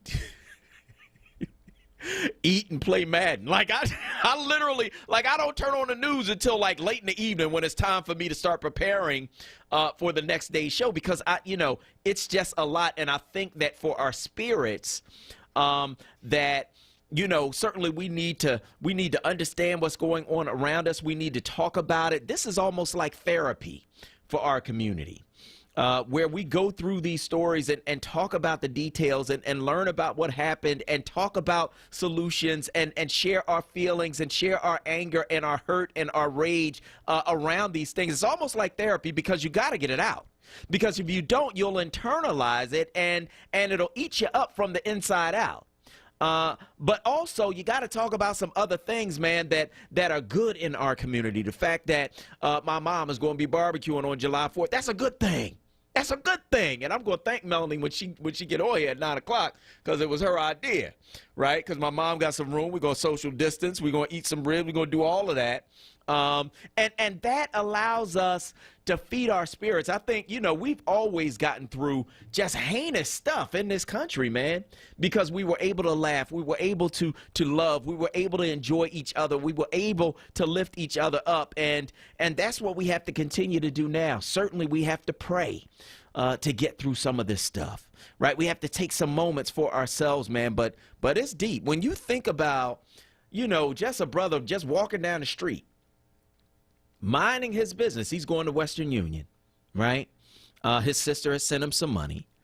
And you have this white man who feels like, I got on this uniform and I could just come up behind you, lift you up in the air, body slam you on the ground, break your wrists, and then get promoted after doing it. It's a culture, man, in this country where you have people being rewarded for doing things like this to black people. Makes me think about the young man who killed the people in the church and Mother Emanuel. You know what I mean? They caught up with him a state away. And when they caught up with him, what did they do? He said he was hungry. They took him to Burger King. He done just killed non-black people. People being rewarded, right, for doing things that harm us, for doing things that take our lives, for doing things that hurt us, like, being rewarded for it. This is why you have people out in the street. This is why people are destroying things and looting and burning, because there's a rage that just can't be contained. You understand? So along with that rage, along with that anger, which is justifiable because of the years and centuries of abuse that we have endured, along with all of that rage, there has to be some joy. Along with that rage, there has to be some laughter. Along with that rage, there has to be some love. Along with that rage, there has to be some grace. Like, there are some things that we have to do for our own spirits. Because you have other people who are trying to destroy you, trying to make you feel like you're inferior, trying to make you feel like your life doesn't matter. You say to them, Black Lives Matter. They say all lives matter, but what they really mean is your life doesn't. Like, there are some things we have to do for ourselves in order to get through this, and we have to have some joy. I want to hear from you. Give me a call, 215-634-8065. That's 215-634-8065, because I'm going to eat some barbecue this weekend, Quays. I don't know what you're going to do. I know what I'm going to do. I'm going to eat me some barbecue. I'm going to have me some chicken, right? I'm going to have some side orders with it. You know what I mean? My brother cooks. Hopefully, he'll make his famous seafood salad. Yeah, I'm calling you, Brian. I need you to come out there and make some seafood salad. Like, I need all of that, right? In order to feed my spirit, not just my body, but my spirit, like, I need to be around some people who I love, some people who I care about, some people who have seen me on the other side of this, right? I need that, and we all do. Because there is so much, man, that is going on in our community, so much that is weighing down on us, that we need to have some joy, man, in order to lift our spirits in this mess. So I want to know what you are doing to give yourself some joy. 215-634-8065. That is 215-634-8065. That is the number you can call to get in on the conversation right here at WURD Radio. Let's go back to the phone lines. Araya from Ardmore is on line one. Go ahead, Araya. Yes, good morning, Solomon. Good morning. Solomon, I just keep the comedies on. Like I got Martin, Steve Harvey. Classic. And I because I can't do it. It's bad enough being on the computer and every 2 minutes somebody's sending another video through the messenger. Yep. It's just too much. It's overload. I have overload. Mm-hmm. And I wanted to say, like what you just described. The man's walking. Another man is supposed to be able to come and pick him up and body slam him on the ground just because he got a uniform on. And then they're sending the message out, don't resist. we don't want to resist arrest, but what they're telling us, just let me kill you. Yeah. Just don't put up. They want us to just stand there and let me kill you. The other thing is this thing with the military. Yeah. We act like they're not talking about our kids. That's our children in that military, okay? And now somebody done put a bounty on their heads. I don't know why, especially white America, is not rising up the way we protested the Vietnam War and protesting this. You know, our children went off because they couldn't find jobs, so they did the next best thing. I'll go fight for the country. And now you're going to tell me that you're going to let somebody else put a hit out on them? And the other thing, Solomon, for what we have gone through in this country, black people should be regarded as the royal family of America. It should be just carte blanche. You know, hey, you know, y'all helped us build this country for free. It's a red carpet laid out for you. That's really how I look at it. And lastly, Solomon, I'm going to say that this whole thing, we're still walking on eggshells. I was listening to an NAACP town hall meeting, and they had the NFL owners, not NFL owners, they had NFL players at the meeting, and they were talking about within 5 years' time, they want to see a black owner. 5 years' time? After all we've been through? I know, right? We got to walk on eggshells and give people a time limit by 5 years from now. Why not immediate? That's right, right now. Peace and love. Right now. All right, thank you, Hariah. I appreciate your call this morning on WURD Radio. They won't even hire black general managers to pick the talent for the team. They talking about a black owner, right? And 5 years. 5 years? She's absolutely right. No, you need one now. Right now. You know what I mean? Plenty of people with the money, you know what I mean, to be able to do it. I know y'all think all of us poor, but we got black billionaires who have the money to buy an NFL team. So why not now? Olanian from Nicetown is online too. Go ahead, Olanian. Good morning. Good morning, brother. What am I doing to bring myself some joy? I want to thank WURD Radio and you for getting me to meet Mr. Mark Palmer, who has helped me start a college scholarship fund for people of low-income backgrounds to go to HBCUs. Good. That's and excellent. It's really happening. I mean, it's not, yeah.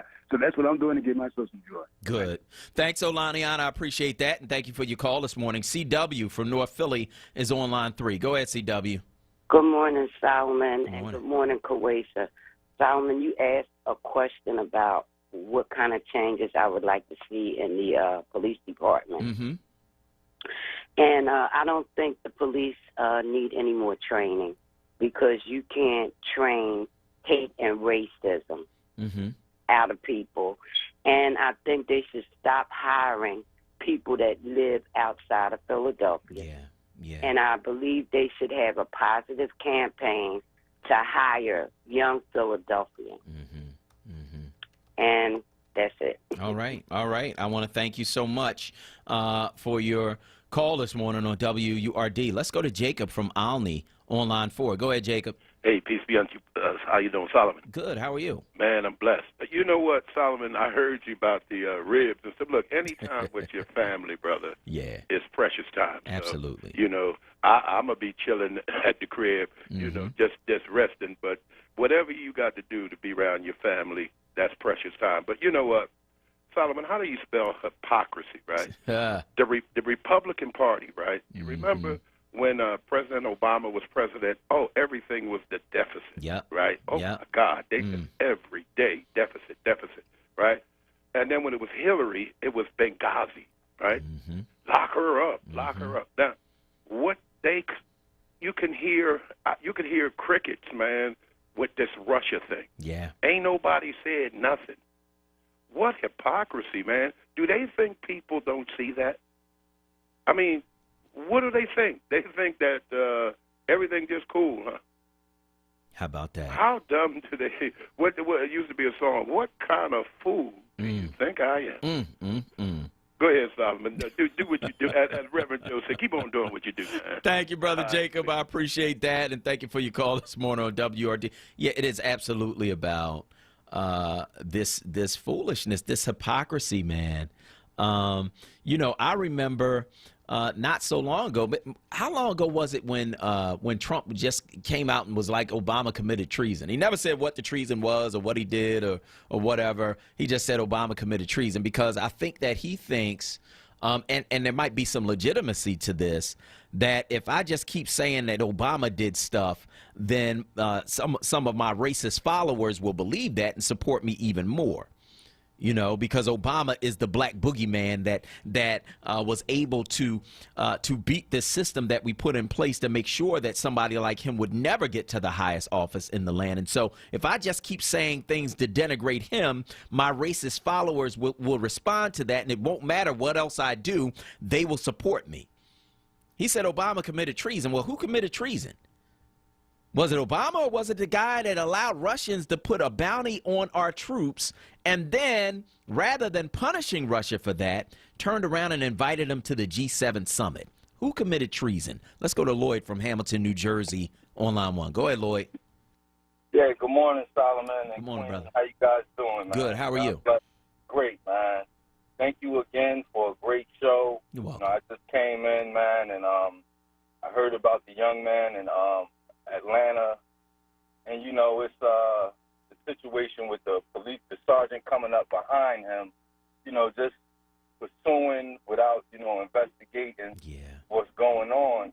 We go through these things all the time. I remember a situation. I worked at a job, and my manager, he falsified documents and said that I had did something that I didn't do. So I went to the head of the company and everything and told him, I wanted that stricken out of the record or whatever. And, why did he lie? I wanted something done to him. Yeah. Now, they said, the same thing he said. He said it's his discretion. So, I'm getting to the point, right, that, see, these officers and everyone, and even when you have that skin color, you have a different type of privilege where you think you have the discretion. And what I've learned is that discretion is just the cousin of discrimination. You know what I mean? Those are two birds that they travel in companion. You know what I mean? They're able to do what they want to do.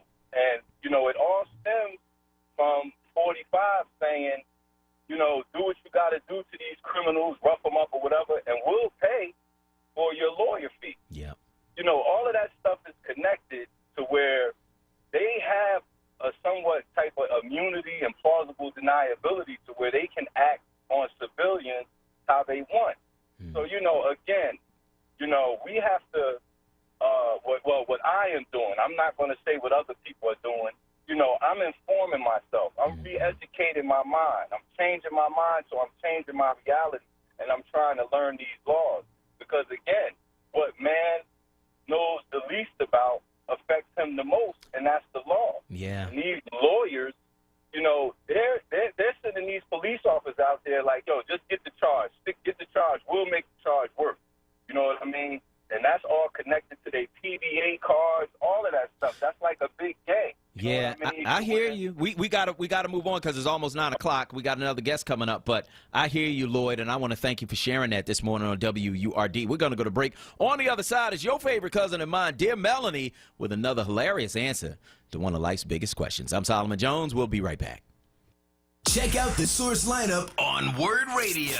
Mondays, get ready for the rapping professor, Dr. Aaron Smith. On Tuesdays, it's Andrea Lawful Sanders. Then on Wednesdays, it's the Black Women's Leadership Council. On Thursdays, it's a second helping of Andrea Lawful Sanders. And on Fridays, it's Tiffany Bacon. Don't miss the Source. Monday through Thursday, 1 p.m. till 4 p.m. and Fridays, 10 a.m. till 1 p.m. Exclusively on Word Radio, 96.1 FM and 900 AM WURD. Streaming live on wordradio.com and on the Word Radio app. Want the latest in word swag? Check out the shop tab on WordRadio.com. Hoodies, tees, and more in a variety of colors. The shop tab on WordRadio.com. Show the world that you're all about black. Talk Media. Do you need health insurance for your children? The Children's Health Insurance Program, also known as CHIP, provides quality, affordable health insurance for Pennsylvania kids. CHIP ensures that kids can go to the doctor, receive health screenings and vaccines, and get what they need to live a healthy childhood. Families can be covered by CHIP no matter how much money they make. If you've experienced a recent change in employment or income, CHIP may be a good option for your family. Visit chipcoverspakids.com to apply or learn more. Paid for with Pennsylvania taxpayer dollars. This is Word Radio, 96.1 FM and 900 AM WURD Philadelphia. Independent black media. It's Wake Up with Word, hosted by Solomon Jones. Right now on Word Radio, 96.1 FM and 900 AM WURD.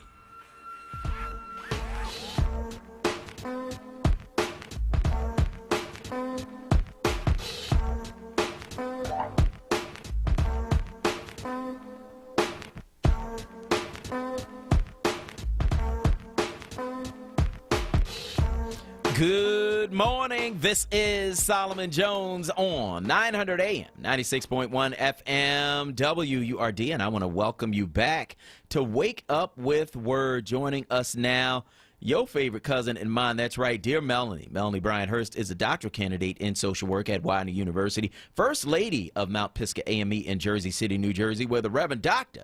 Stanley Hurst II is the pastor. Melanie, good morning. Hey, Solomon, how are you? I'm doing great, thanks to you. I got to give you Wonderful. I got to thank you. Yes, right, because you convinced my mother to barbecue this weekend. So, Solomon, listen, it's on. Oh my gosh! Wait a second. I gotta. You know what? I gotta tell you some secrets, but I'm gonna wait for a minute. I'm gonna wait.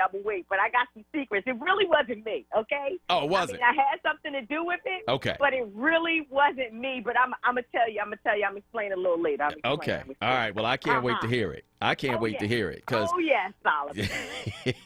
Oh yeah. I'm rocking back and forth because I'm so excited about this food. You don't know my story. Well, we're looking forward to seeing you and Stanley.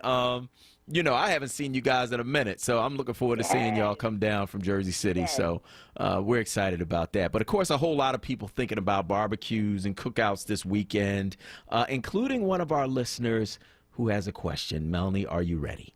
I'm ready. All right, here it is. Dear Melanie, my brother thinks he's king of the grill, but he can't even cook a hot dog.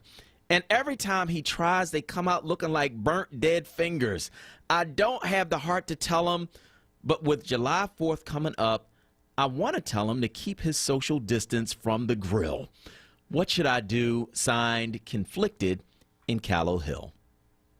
Well, Conflicted in Callow Hill, I know exactly how to answer this question. I've been inadvertently planning for this my whole life. Now, listen, my answer is informed from the fact that I know somebody like your brother. No. The answer comes from the fact that in my family, I am your brother, okay? All my life I had to fight. It happened that one time, just one time, I was tasked to make the bread for Thanksgiving dinner. I was so excited. My selection was the crescent rolls. I mean, tears of excitement trickled down my cheeks as I prepared them, thinking about how blessed the family would be to eat these wonderful little crescent rolls. I pictured it like a TV commercial, Solomon, where everyone at the table bit down in slow motion and closed their eyes to slowly chew these little buttery nuggets of bread. But for real, stuff like that only happens on the white folk channels, on the commercials. That didn't happen in my family. Y'all, this is to y'all, to the listeners, okay? I'm going to tell y'all the truth. Y'all favorite morning talk show host hollered out, "These dogs burnt." Everybody started laughing.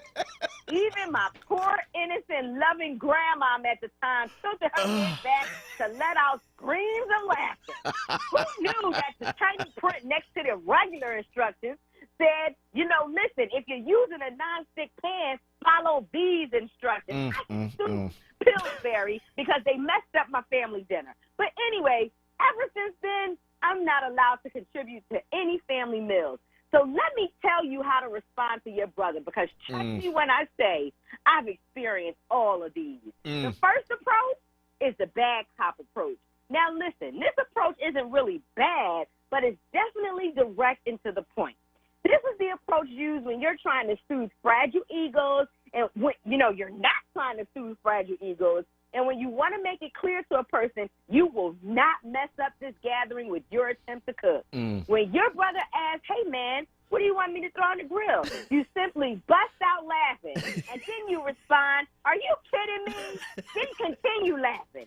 Nothing sends a message of your food is nasty more than several minutes of continuous laughter, followed by a brief statement of, don't worry about it. This method is derived from your mother, my favorite aunt, Carolyn. Okay, approach number 2, good cop approach.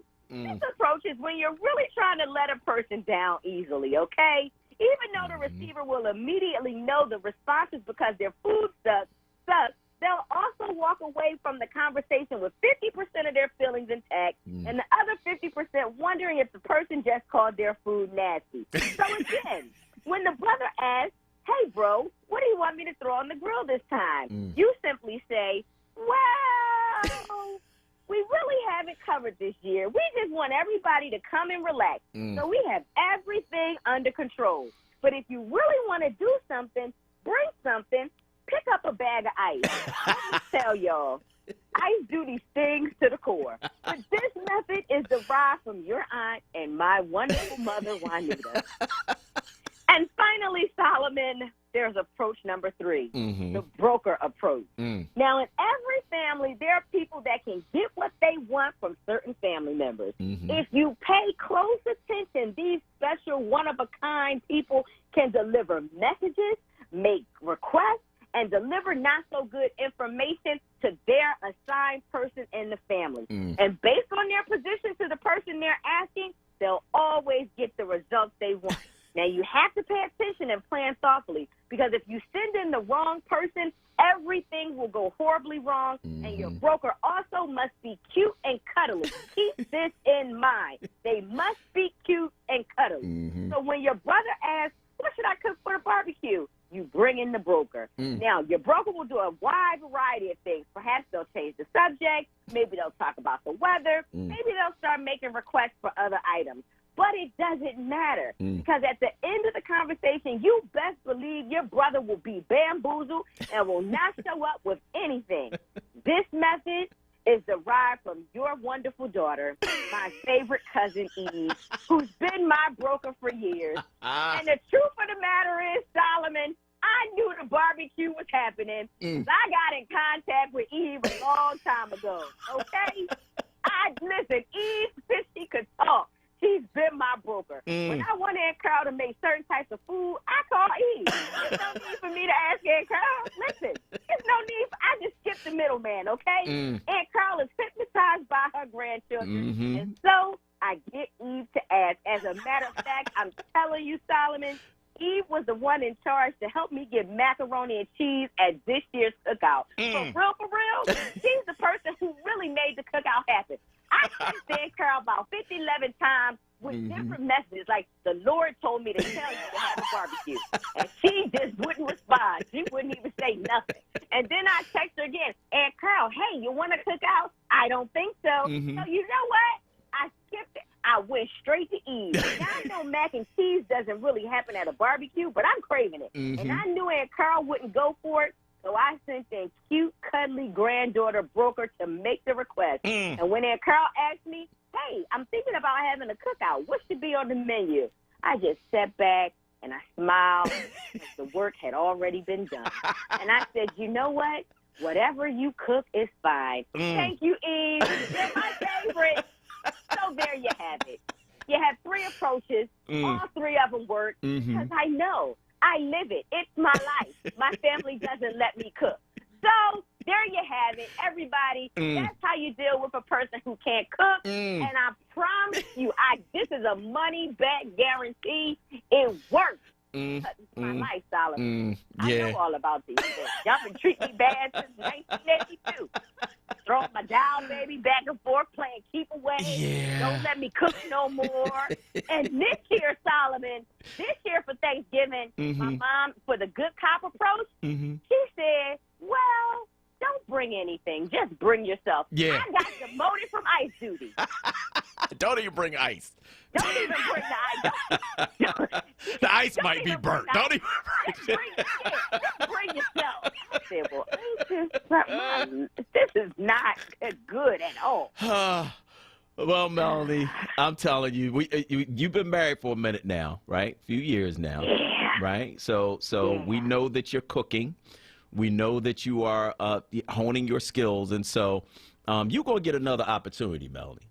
Yeah, right. There is forgiveness. There is grace. There is mercy within our family. You just said this because we on the air right now. I ain't stupid.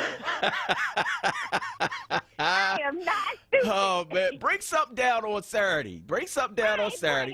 I already talked to my mother, and she already told me, just bring yourself. Just bring yourself. That's her line. Just bring yourself. Oh, man. Well, yeah, you're right. We are those are some good methods. But for real, we go and get some of your food, Melanie. We go and get some. Maybe not July 4th, maybe the next holiday. Holiday. I have no hope. The next holiday is what, Labor Day? So that's another barbecue, nothing. And then it's Thanksgiving, and I'm just personally paying. So, Solomon, you ain't got to tell these people these lies because we on the radio. Okay? All right, okay.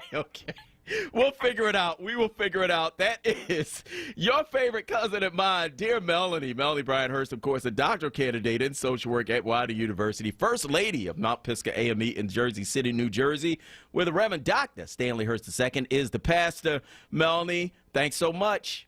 All right, talk to you later. All right, talk to you later. If you want to see more of Melanie's work and check it out, you can go to askthepreacherswife.com. That's askthepreacherswife.com to check out more of her work. We want to hear from you, 215-634-8065. That is 215-634-8065. That's the number you can call to get in on the conversation right here at WURD Radio. Let us know where you are on these various things that we are talking about on this morning show, 215-634-8065. What are you guys going to be doing for the holiday this weekend? Are you barbecuing? Are you social distancing? Are you wearing your mask? Are you cooking burnt hot dogs? What are you doing this weekend for the holiday? We want to hear from you, 215-634-8065. That is 215-634-8065. Melanie did burn those biscuits that one time, but I'm willing to forgive. I'm willing to let it go. I really am. Because I think that, we grow, we change, we get some skills, you know what I mean, over time. So we're going to give that another shot at some point, just not this weekend, but we're going to give it another shot at some point. But I want to hear from you. Give me a call, 215-634-8065. That's 215-634-8065. That is the number you can call to get in on the conversation right here at WURD Radio. Let us know where you are on these various things we're talking about on this morning show, including our top three stories, which are Governor Tom Wolf signing his first bills passed by the legislature in response to widespread protests over police brutality and the killing of George Floyd. Story number two, how bad is our leadership on the coronavirus? It's so bad that U.S. travelers won't be able to visit the EU, any of the countries in the European Union, when the bloc begins opening its borders today. Story number three is, of course, Russia. And the president, again, why does Russia keep coming up with this president? Why is it that you had to investigate his ties to Russia when he was elected, when Russia helped him to get elected? Right? Why was it that 16 people on his campaign were in contact with the Russians? Why is it that the top people in his campaign, Jared Kushner and Paul Manafort, met with Russians in Trump Tower? Why is it that when it came out that the Russians had helped him and he had a chance to confront Vladimir Putin on the world stage, he allowed Putin to say they didn't do it, and he then backed Putin up on it, even though all of our intelligence agencies said they did do it? And why is it that now, when we find out that Russians have put bounties on the heads of our troops, that the President of the United States, Donald Trump, knew about it, was briefed about it, and did nothing about it? This Russia thing, it just keeps coming up over and over and over again. It reminds me of this movie called The Manchurian Candidate. Kawesa, you ever heard of that movie? Yeah. Okay. The Manchurian Candidate, where you had the enemy of the United States put up this candidate, and they had the guy kind of like brainwashed, right? And they put him in order to bring us to ruin. And it's like the Manchurian Candidate come to life. Like, what in the world is going on with Donald Trump and Russia? It baffles me that the very same people who claim to love our troops so much, we got to support the troops, you know what I mean, would just sit there and say nothing when this dude allowed Russia to put bounties on the heads of our troops. It's unbelievable. But I want to hear from you. 215-634-8065. That's 215-634-8065. Of course, you can also weigh in on Facebook at ForWord. That's FORWURD. FORWURD. Let us know where you are on these various things we're talking about on this morning show. That's ForWord, FORWURD, where you can watch us as well right here on Facebook. So going to go to the phone lines, talk to Cliff from Connecticut on line 1. Go ahead, Cliff. I'll get right to the point, Brother Solomon. You talked about the involvement and relationship between America and Russia, correct? And, that might lead to some conspiracy theory, but you know what? We might have to entertain those conspiracy theories. There is a relationship, and I believe there might be an agenda to have a relationship with these countries in order to gain more control over America. So we really don't have a democracy. We have a dictatorship, a new world order. Brother Solomon, we might have to look into that and, embrace that. I believe it's in the Bible, so, it is what it is. But thanks for taking my call. Just want to share that thought with you. All right, thank you for your call this morning on WRD. What's in the Bible? I don't know what you're talking. 215-634-8065. That's 215-634-8065. Kawesa, what are they saying this morning on Facebook? Of course, that's where you can weigh in writing if you want to, at ForWord. That's FORWURD, FORWURD. Kawesa, what are they saying this morning on Facebook? We actually have quite a few comments here. Laura Elam says, OMG, I am loving this morning. Tracy Hambo-Facalujo says, Cousin Melanie is hilarious. Just love her, keeping it 100 and cracking me up. So that's one comment. Gail Robinson says, she is hilarious. And Geraldine Mayfield is like, oh. And then we also have Seth Michelle. I love you, Cousin Melanie. Laugh my butt off. I live for your segments. And then also Walter Davis says her hilarious can't cook off the hook responses sound like a good time Thelma Evans burnt oatmeal story. And then we also have Natasha Nettles saying, yes, Melanie, that's my soon-to-be sister-in-law. She just pays my mother-in-law to cook because she knows no one will come to her cookout. So those are just a couple comments. Wow. 215-634-8065. That is 215-634-8065. That's the number you can call to get in on the conversation right here at WURD. Of course, we support black business here at WURD. We are a black business. And so this morning, we're going to have a ForWord Small Business Spotlight with Gregory Moten, founder and president of the New City Commercial Capital, LLC. He's going to be joining us in just a minute. I'm Solomon Jones. We'll be right back. Get your money straight. Get my money right. With Solomon Jones and Akbar Hassan. Fridays on Wake Up with Word. 7 a.m. till 10 a.m. Hosted by Solomon Jones. Exclusively on Word Radio. 96.1 FM and 900 AM WURD. Streaming live on wordradio.com and on the Word Radio app. Want the latest in word swag? Check out the shop tab on WordRadio.com. Hoodies, tees, and more in a variety of colors. The shop tab on WordRadio.com. Show the world that you're all about black. Talk media. Listen live at WordRadio.com. Back by popular demand. It's Wake Up with Word, hosted by Solomon Jones. Right now on Word Radio. 96.1 FM. And 900 AM WURD.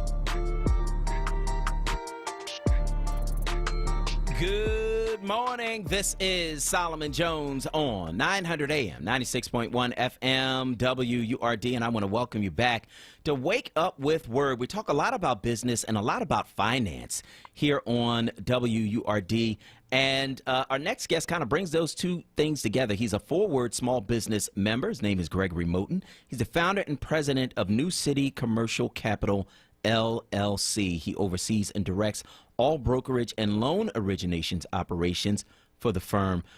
Gregory Moten, good morning. Good morning, Solomon. How are you today? I'm good, brother. How are you? I can't complain. Summertime is here. Mm-hmm. You know, it's a shame we can't go out anywhere, but yeah, it is. I get to enjoy the hot weather. I know that's right. So tell us about New City Commercial Capital LLC. What does it do?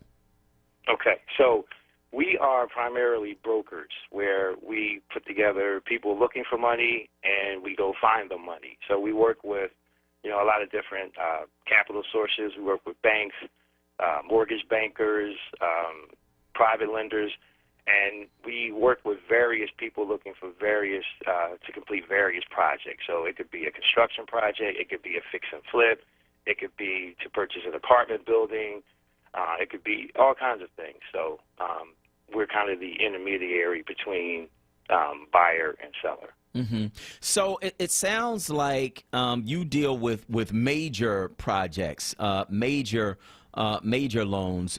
Is there a spread, a number at which you start in terms of the loans that you put together? Yes, absolutely. We start at $100,000. Okay. And there's unlimited as far as the lending sources we have, but our minimum loan would be $100,000. Mm-hmm. How do you get into brokerage? How do you get into that kind of business? Well, it's commercial real estate is a little different. So I started off in residential, and there, before it became the business it is now, it was basically you apply for a license, sign up with some lenders, and go out and sell their products.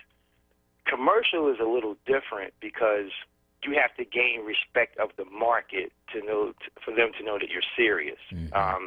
When you're dealing with millions of dollars, people want to know that you know what you're talking about. Mm-hmm. So how I got started, I actually started in banking.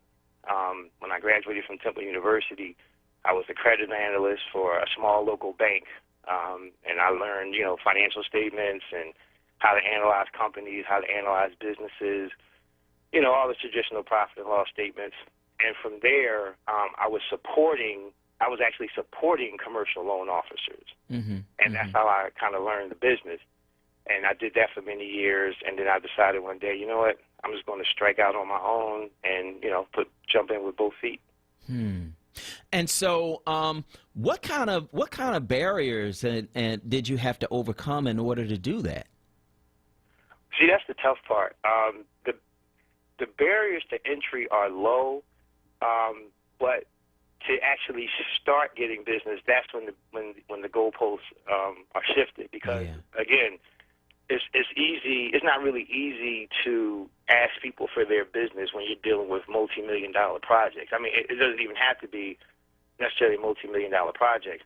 It's just when you put a piece of property, just say I have a piece of property, right? Mm-hmm.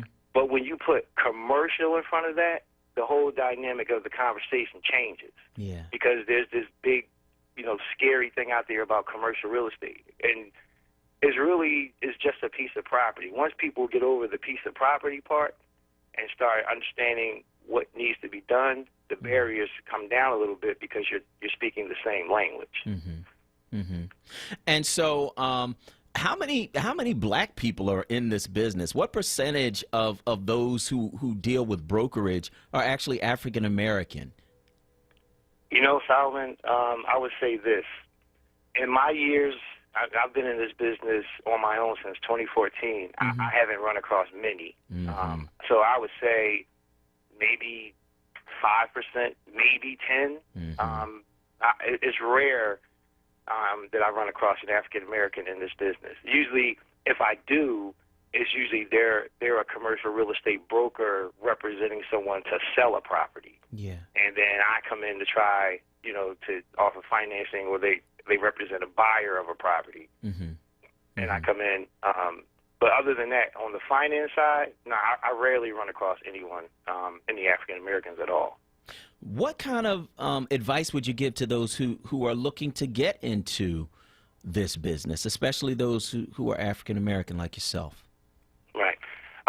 Well, generally, I wouldn't advise my competition on what to do. Mm-hmm. But I would say that I would say learn. I would say read as much as possible. Mm-hmm. There's a lot of information out there about learning commercial real estate, introduction to commercial real estate. I would look at books like that. I would probably stay away from the YouTube stuff, and just focus on reading. And if at all possible, try to get you some bank training. There's a company called Risk Management Associates. They do what's called credit analysis. Yeah. And I went there too. And they just teach you everything from soup to nuts about financial analysis. Mm-hmm. So that would be my first start. All right. We're talking with Gregory Moten. He's the founder and president of New City Commercial Capital, LLC. So if people want to do business with your company, how do they go about getting in touch with you? Okay. There's two ways. One, my office number is 484-454-3592, and the website is www.newcitycc.com.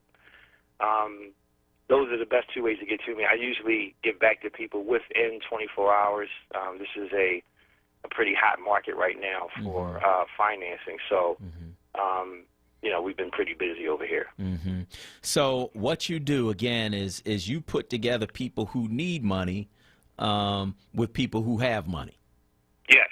Okay. And just to go back to something, Solomon, yeah. One of the main reasons that I started this business back in 2014 is because I know about the history of financing in this country. Yeah. How there's redlining, and your application may be just as good as someone else's, but your rate is higher than theirs, and all of that stuff. And I thought that would be my way of giving back and educating business owners on what it takes to look great on paper. What I find is a lot of people, I'm not going to say us, a lot of people, self-employed people like I used to be, have to make a decision. We either want all of our money and we don't really want to show a lot on paper, or we show everything on paper and we have to pay the taxes. That is a fine line that a lot of us walk on. But I would say you have to make a decision, because if you get the right financing behind you, you can do some amazing things in this country, believe it or not. Because I've had clients where they started off in one position and they made the decision to, make the books right, report the right taxes, and I put them in touch with a couple of bank clients, and they're just off and running and just doing all kinds of great things. So that's definitely a decision that we have to make. All right. Well, that is, of course, Gregory Moten. Gregory Moten is the founder and president of New City Commercial Capital, LLC. He oversees and directs all brokerage and loan origination operations for the firm. You can reach him at newcitycc.com. newcitycc.com. That's newcitycc.com. And also that number, I believe, is 484-454-3592. Is that correct? Yes. And All right. if I can just add one more thing, Yep. Solomon. Go ahead, bro. So just to touch on the COVID-19 crisis right now, Mm-hmm. I currently have one of the most amazing commercial real estate financing programs probably ever. And that's not hyperbole. It's actually true. I have a program where it's a hybrid with the CARES Act along with the SBA, where if you're a business owner looking to purchase a property to occupy your business, I can get you 100% financing.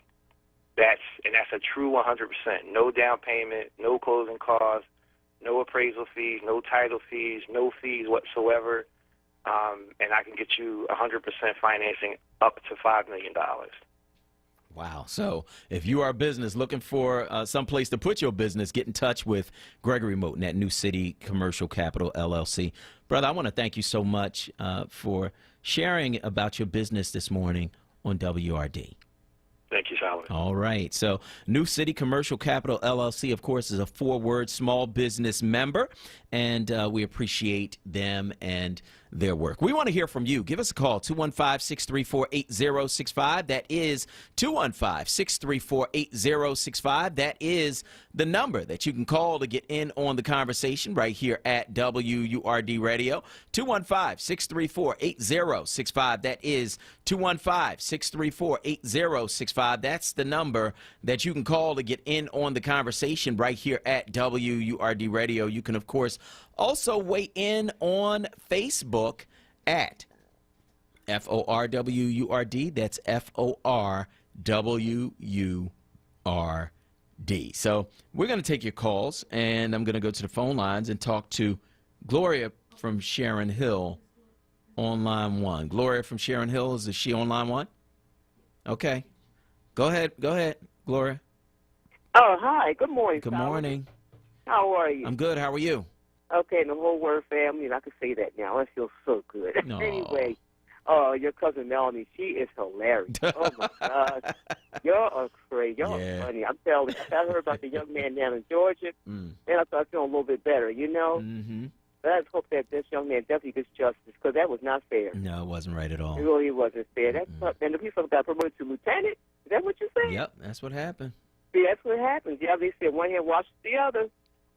It's crazy. That's how it goes. But that's okay. But sorry, God will deal with all this nonsense out here. You hear me? He's going to take care of everything. Mm-hmm. But we still got to do what we have to do on this side, you know, while we're here. Mm-hmm. So, you know, I just want to call to say hi, and you have a blessed day here. Thank you so much, Gloria. I appreciate that, and we appreciate your call. We want to hear from you. You could certainly give us a call at 215-634-8065. That is 215-634-8065. That's the number that you can call to get in on the conversation right here at WURD Radio. 215-634-8065 is the number. So let's talk to Rakasa from North Philly on line 2. Good morning. Good morning. Mm-hmm. What's your comment? Just for a point of information, there's an interesting program coming on WHYY this evening at 7:30 p.m. called about Police Reimagined. Mm-hmm. Okay. It's at 7:30. Mm-hmm. I just wanted to put that information out, so Okay. you might want to tune in and look at it. Mm-hmm. All right. I want to thank you so much for your call this morning on WURD Radio. Man. 215-634-8065. So, yeah, WHYY, of course, is airing that. And I think Chris Norris had something to do with that. I think our own Andrea Lawful Sanders is in it, along with Michael Cord. I saw them on some of the previews for that, so you might want to check that out. And we want to hear from you, of course, on Word at 215-634-8065. That is 215-634-8065. That's the number you can call to get in. Of course, you can also weigh in on Facebook at Forward, FORWURD. Kawesa, what are people saying this morning on Facebook? So I'm just pulling it up here now. So we do have a couple more comments that folks were saying. This is in regards to the conversation that we had with Attorney Hoggebrook. But Mimi Guy, I'm sorry if I'm saying your last name wrong, even if it was the right person, The cop had no business acting that way. You could see in his face he messed up. I can't watch these videos and hide them from my timeline. Patrick Duff says they were concerned about their jobs in regards to, I believe, the fact that all the cops basically lied on their police reports. Malik Stewart, what kind of sick world do we live in where I feel relief that the brother walked away from the event with the cops with a broken arm and lived? I hear you. Natasha Nettles, I'll say this, most of the cops have probably been fired from a following county. I've witnessed blatant corruption in Georgia with, sadly, majority black cops, and they just go to the next county. I lived in Georgia for 5 years and moved. I was tired of me and my family being targeted because we were not from Georgia and because we were poor. So those are just a couple more comments that we had in regards to that interview. That's deep. 215-634-8065. That is 215-634-8065. That's the number you can call to get in on the conversation right here at WURD Radio. Let us know where you are on any of these things we're talking about on this morning show. Jim from West Philly is on line one. Go ahead, Jim. Hello, Solomon. I'm trying to find out or figure out when and where did it become all right for people to start selling fireworks. Anybody's got them. They got them piled up on the corners, and that stuff goes on all night long. They just keep shooting them off and all.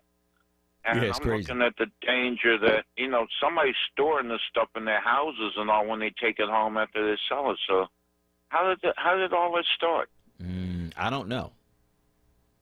I mean, they must have changed the law. They must have did something, but yeah, it's all night long. And I don't know where people get the money to buy all this stuff just to blow it up continuously. I just need to understand that somebody from the city or whatever, they need to shut this down. It's ridiculous. Well, I know that a few days ago, the city warned people that it is illegal to sell fireworks and the story just jumped up on me. So I'm gonna have to come back to that. But I just saw a story about it, and it was a couple days ago. Philadelphia officials warned about illegal fireworks being sold and set off in unauthorized places. So it's not legal to sell fireworks on the corner, I believe. I think you have to be licensed in order to do that, but they are not. So there it is. So it's not legal for people to do that. All right, Jim? Okay, is Jim gone? Is Jim still here? Go ahead, Jim. No, I just thought it was legal the way that they brazenly do it and all, and Yes, then just it's not set it legal. off all night long. That's why I thought something must have happened.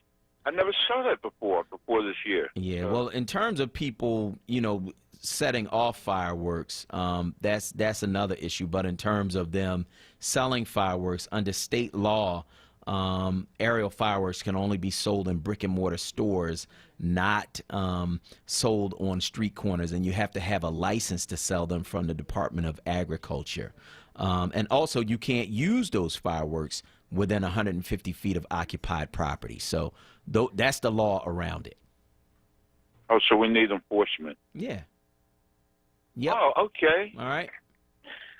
Yeah, I'm just seeing. Now let's see when the enforcement starts. They enforce everything else. I mean, it's not that hard to spot them, and I will not go out and complicate the stuff. I mean, you can't go out in the corner and legally sell Lucy cigarettes, so how are you going to sell fireworks? How about that? How about that? I hear you, Jim, and I want to thank you so much for your call this morning on WURD. Brother Joe from South Florida is on line too. Go ahead. Good morning, Solomon. How are you? I'm good. How are you? I'm good. Listen, man, just hearing the story about the brother that got his wrist broken in Georgia, we need to not only defund the police, organizations such as yours, Brother Akbar with the Nation of Islam, who is a paramilitary group, give them some of the funding, give y'all some of the funding, and we patrol our own neighborhoods. That way we'll have a more sympathetic approach. They're not doing a job anyway. We're spending billions of dollars nationwide. They're killing us. They're abusing us. I think that organizations such as Man Up, the Nation of Islam, They have the Men of Iron at Enon Tabernacle Baptist. These brothers can start policing the community if the funding is proper. You know, I just wanted to get your thoughts on that. Well, I think part of what needs to happen is there needs to be a hybrid, and it's something I've been actually thinking about a lot over the last few days.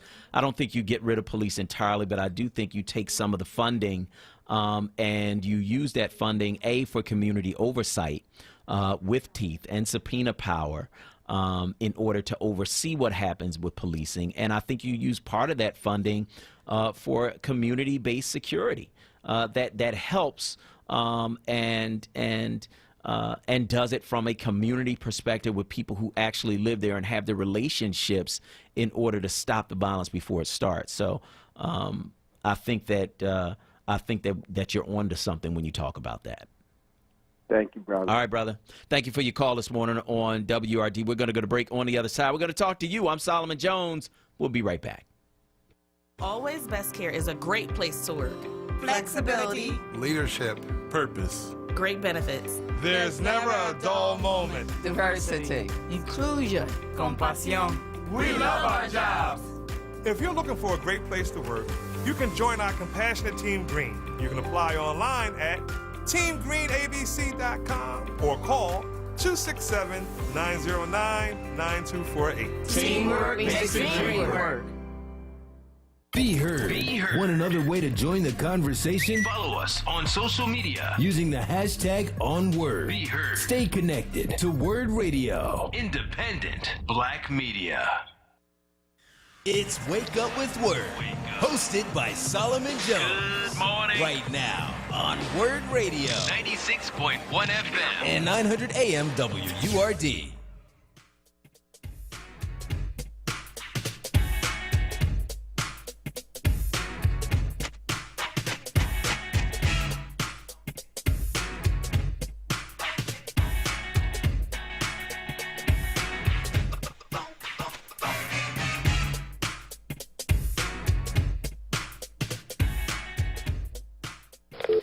Circuits are busy. Here's what's trending. Yo, that's crazy. On Wake Up with Word.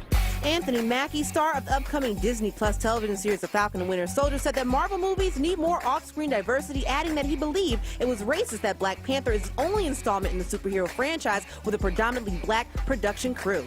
And a tell-all book by President Donald Trump's niece cannot be published until a judge decides the merits of claims by the president's brother that its publication would violate a pact among family members. Turn myself on. Singer August Alsina claims that he had a love affair with Jada Pinkett Smith after her husband Will Smith allegedly gave the relationship his blessing. Pinkett says Alsina's claims are absolutely not true, but Alsina claims actually sat down with Will and had a conversation due to the transformation from their marriage to life partnership. He gave me his blessing. Lord have mercy. And that's what's trending. Oh, my goodness. Come on, bruh.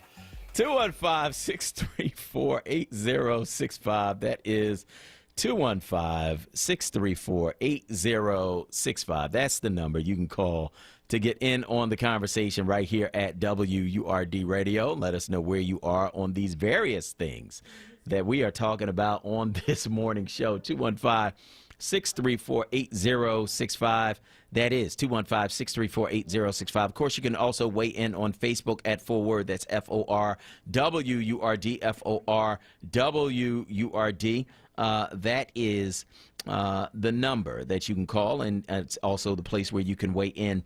There are several people weighing in on Facebook, including Michael Muhammad, who says this issue that took place in Valdosta, Georgia, with Antonio Smith is indicative of what has been happening in America for 465 years. It's time to stop looking for benevolent Caucasians and unite and have our own police. Remember, the original duty of the police was to round up runaway slaves. Hats off to Nathaniel Hagebrook for defending our brother. So I want to hear from you. 215-634-8065. That is 215-634-8065. I'm going to ask a question, and some people are going to be upset by it, but what's stopping us from patrolling our own communities now? I'm just saying, I keep hearing people talking about what we need to do, but I'm just saying, if that's what you think we need to do, what's stopping us from doing it now? What stopped us from doing it 10 years ago, 20 years ago, 30 years ago. If that's what we truly believe we need to do, then we could certainly do that. You have Town Watch, where that's one approach. But I think you have some other approaches as well. You can have community intervention. You can have community negotiation. You can have community councils. You can have certainly community security. Like, what's stopping us from doing that now? I'm just saying. I think there is a lot of energy around reform in our community. I think now is the time to really take some of that energy and put it into action. And I think we have a lot of good ideas. I think we have a lot of good intentions. But what I have found is that there is a big difference between talking about what we need to do and actually doing it.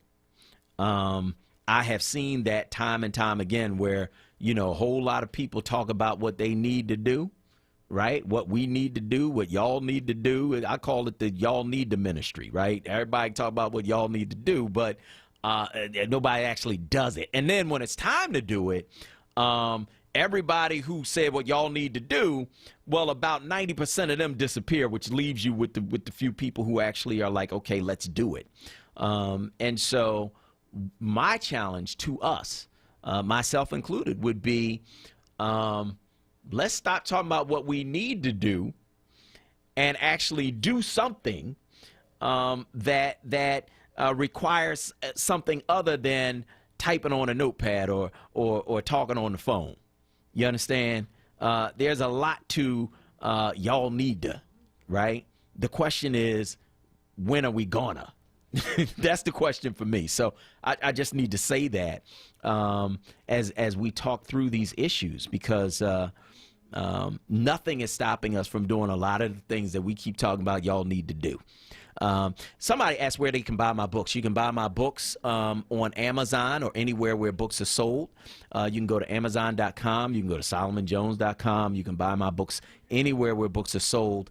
And I've written 8 novels, 2 short story collections, contributed to another short story collection. And so all of those books are available on Amazon.com. You can check them out there. So I want to hear from you. 215-634-8065. That is 215-634-8065. That's the number that you can call to get in on the conversation right here at WURD. That's 215-634-8065. That is 215-634-8065. I want to go back to the phone lines. Let's talk to Tyrone from South Philly on line 2. Go ahead, Tyrone.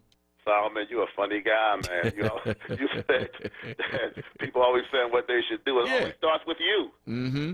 Absolutely. That's where it should kick off at. Now, you also asked the question earlier about what am I doing to keep myself upbeat. Mm-hmm. Well, I keep my grandkids periodically, and they're 9 and 7. Man, let me tell you something. Yeah. Something on the old man too. That's energy. That's energy, man. You got a 9-year-old and a 7-year-old. That ain't nothing but energy in the room. Okay, but look, and I'm also doing some yard work in my backyard in my grass. I got to send you a picture of it. Okay. Okay, but my front yard is horrible. Yeah, my backyard is horrible. My front yard is good, but my backyard, the grass, I had my son cut it the other day, and he cut it all the way down, and that's right when it went to 90 degrees, burnt it up. No good. Burnt it up. Brother. Burnt it up. Oh, yeah, you got to keep at least 2 to 3 inches. Yeah. Minimum, okay? But Solomon, love your program, brother. Thank you, brother. Appreciate that. Thank you for listening.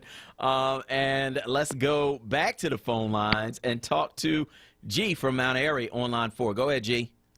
Brother Solomon, I just was wondering if there's any black bookstores in Philadelphia where we possibly can get your book. Yeah, there are black bookstores. Hakeem's Bookstore in West Philadelphia, 52nd Street. Thank you very much, sir.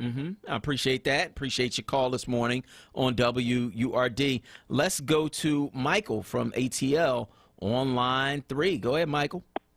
Yes, sir. Just want to comment on why we're not policing our own.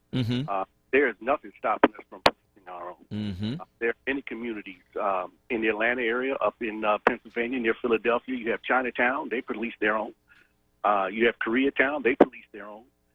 Many of the Jewish organizations and communities police their own. We have the power and the money to do so. It is just the will. Remember back in the 80s when the dope busters were patrolling the housing projects in Washington, D.C. and stopped the drug trade up there. So there is the reality. The reality is we can. We just must do. We can't depend on Caucasians anymore. We can't look for good Caucasians anymore. We have to do for ourselves. And until we do that, we'll never be respected. That's just the reality. Yeah, I don't agree with that. And here's why. Because people who are racist hate you because you black. It doesn't matter what you do. They ain't gonna, it doesn't matter what you do. It doesn't matter if you're a doctor, it doesn't matter if you're a lawyer, it doesn't matter if you're the president. We saw what happened with Barack Obama. So I don't think that, for me, our motivation for doing anything should be trying to gain the respect of other people. For me, our motivation for doing anything that we do should be out of respect for ourselves. That's absolutely correct. That is absolutely correct. First, we must do for self. Yeah. First and foremost. If we don't do for self, then we will continue to suffer this. I'm not looking for respect from other people. I'm looking for respect for self. I'm looking for doing for self. And that's what we must do. We can't depend on other people to do for us. All right, so Michael, let me ask you this, because I'm assuming you're the one who said on Facebook we need to patrol our own community. So what are you doing to make that happen in Atlanta where you are? In Atlanta, we go door to door to our people. When our people are suffering, we go to our people. We go after our people, and we support our people. We don't sit around and wait on the police to do something. We can't sit around and wait on the police to do something. We know the history of the police and what they have done to us. And so where are y'all patrolling at? Are y'all patrolling? Because you said we need to be patrolling. We have, in some of the worst neighborhoods in Atlanta, we have a home called the 10,000 Fearless Home in the midst of one of the worst housing areas in the Atlanta area, and we patrol that area that has been high crime, and we are working with the community to get the crime and drugs out of those communities. Okay, well we want to hear more about what y'all actually doing, because you said y'all got a home down there. You said we need to patrol, because if that's what y'all are doing, then maybe it's a model that could be replicated. Absolutely. Okay. Absolutely. Watch the model of the Honorable Minister Louis Farrakhan. Watch the program of the Nation of Islam, and that is your model. Yeah, but I don't see a whole lot of patrolling going on. I got to be honest. I don't see it. Well, then, but it's not just on one group and organization. It is on the whole people. Right. Okay. Well, you said it was on. You talked about one organization, and I agree with you. It's on all of us as a people, no matter what organization we're with. But again, I don't see a whole lot of patrolling. So that's why I'm asking you about the patrolling. Well, it's not. We got 40 million people. It covers the 6 million square miles of the United States of America. So we have a lot of work to do with our people. Yes. And we all must put in. We can't just lay it on one group or one organization. It is upon all of us to do what's necessary to be done. I agree. And I want to thank you for your call this morning on WURD Radio. Let's go back to the phone lines and talk to Dawn from Nicetown on line 1. Go ahead, Dawn. Good morning. I like some of the ideas that Michael just injected, but I know as a community we are supposed to come together and be,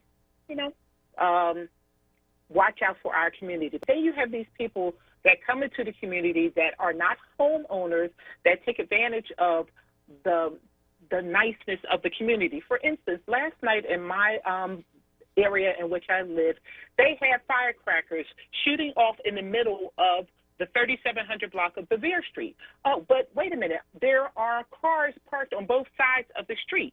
Do they take in consideration? No. So my husband and I, we're frustrated, but we can't be the only one that's frustrated. The community has to come together and say to those individuals that are doing these things, you can't do this. But no, will we? No, we won't. We'll just be like speaking to one another silently. We need to come back together and recognize that this is our community. We all have to live in this community together, and should do it with some decency and in order. For instance, another situation, when it's time for people to come out to do their street sweeping, those same individuals that's out here doing these firecrackers will not pick up a broom to beautify their street, but they darn will have them firecrackers all hours of the night. And as a working person, you are bothering my sleep routine, but you can get up at 8, 9 o'clock in the morning. I'm already at work, so I'm frustrated with some of the mentality of these young adults that believe, oh, we can do whatever we want to do, whenever we want to do it, and however we want to do it, and everybody has to accept it. That's my 2 minutes. Yeah, well, I hear you, and I hear your frustration, and it really is about bringing communities together in order to work together on these various issues that we're dealing with. People have to work together, and even in, doesn't matter what the income level is in the community. What I find is that there are only going to be a certain amount of people who do the work. You know what I mean?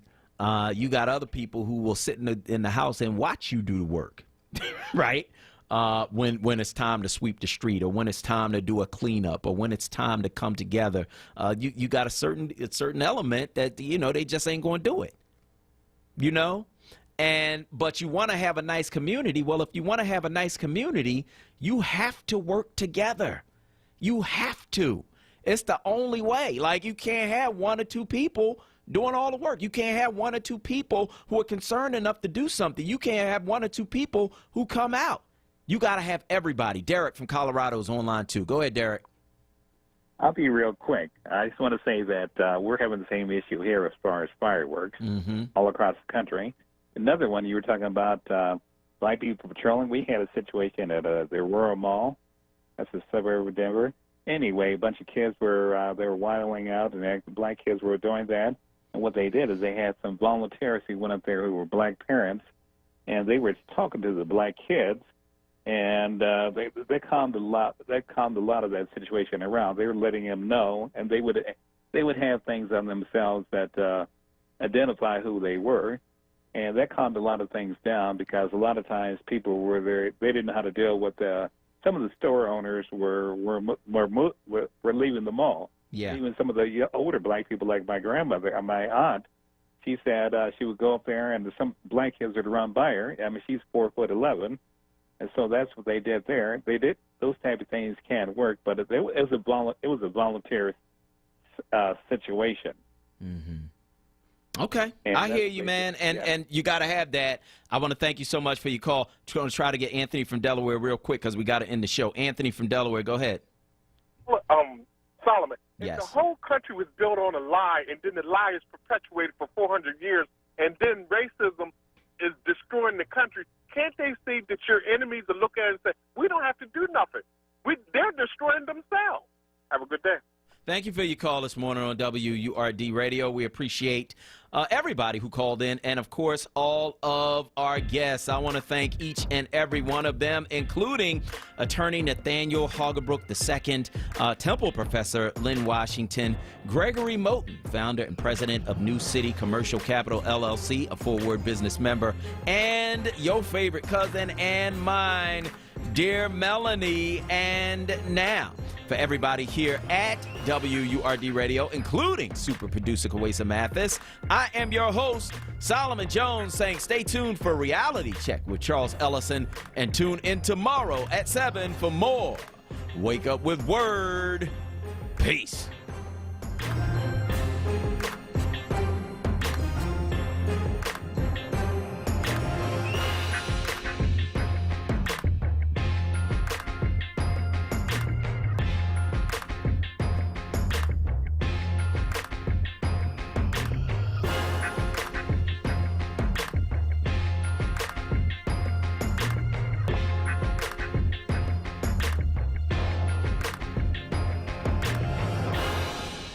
Check out the Source lineup on Word Radio. Mondays, get ready for the rapping professor, Dr. Aaron Smith. On Tuesdays, it's Andrea Lawful Sanders. Then on Wednesdays, it's the Black Women's Leadership Council. On Thursdays, it's a second helping of Andrea Lawful Sanders. And on Fridays, it's Tiffany Bacon. Don't miss the Source. Monday through Thursday, 1 p.m. till 4 p.m. and Fridays, 10 a.m. till 1 p.m. Exclusively on Word Radio, 96.1 FM and 900 AM WURD. Streaming live on wordradio.com and on the Word Radio app. Seniors, does your doctor regularly reach out to check on you? Can you walk into your doctor's office and see them if you need to? Do you have your doctor's cell phone number and can you call them anytime, day or night? At Dedicated Senior Medical Center, their only specialty is caring for seniors. Dedicated makes it easy to get the primary care you deserve. Doctors spend more time with patients than the doctors you may be used to. They offer telehealth visits, help you get your medications, and even make sure you get to your appointments. If your doctor isn't treating you like family, it's time to say yes to Dedicated Senior Medical Center. Call Dedicated Senior Medical Center today to schedule a visit and find out what you're missing. Call 267-443-1900. That's 267-443-1900. Appointments are available now.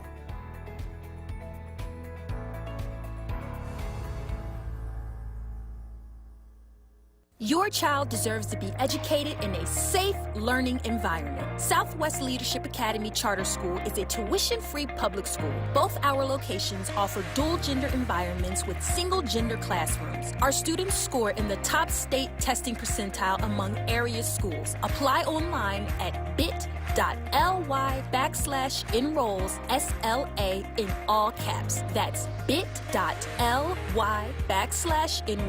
SLA. Home of the Happy Hour.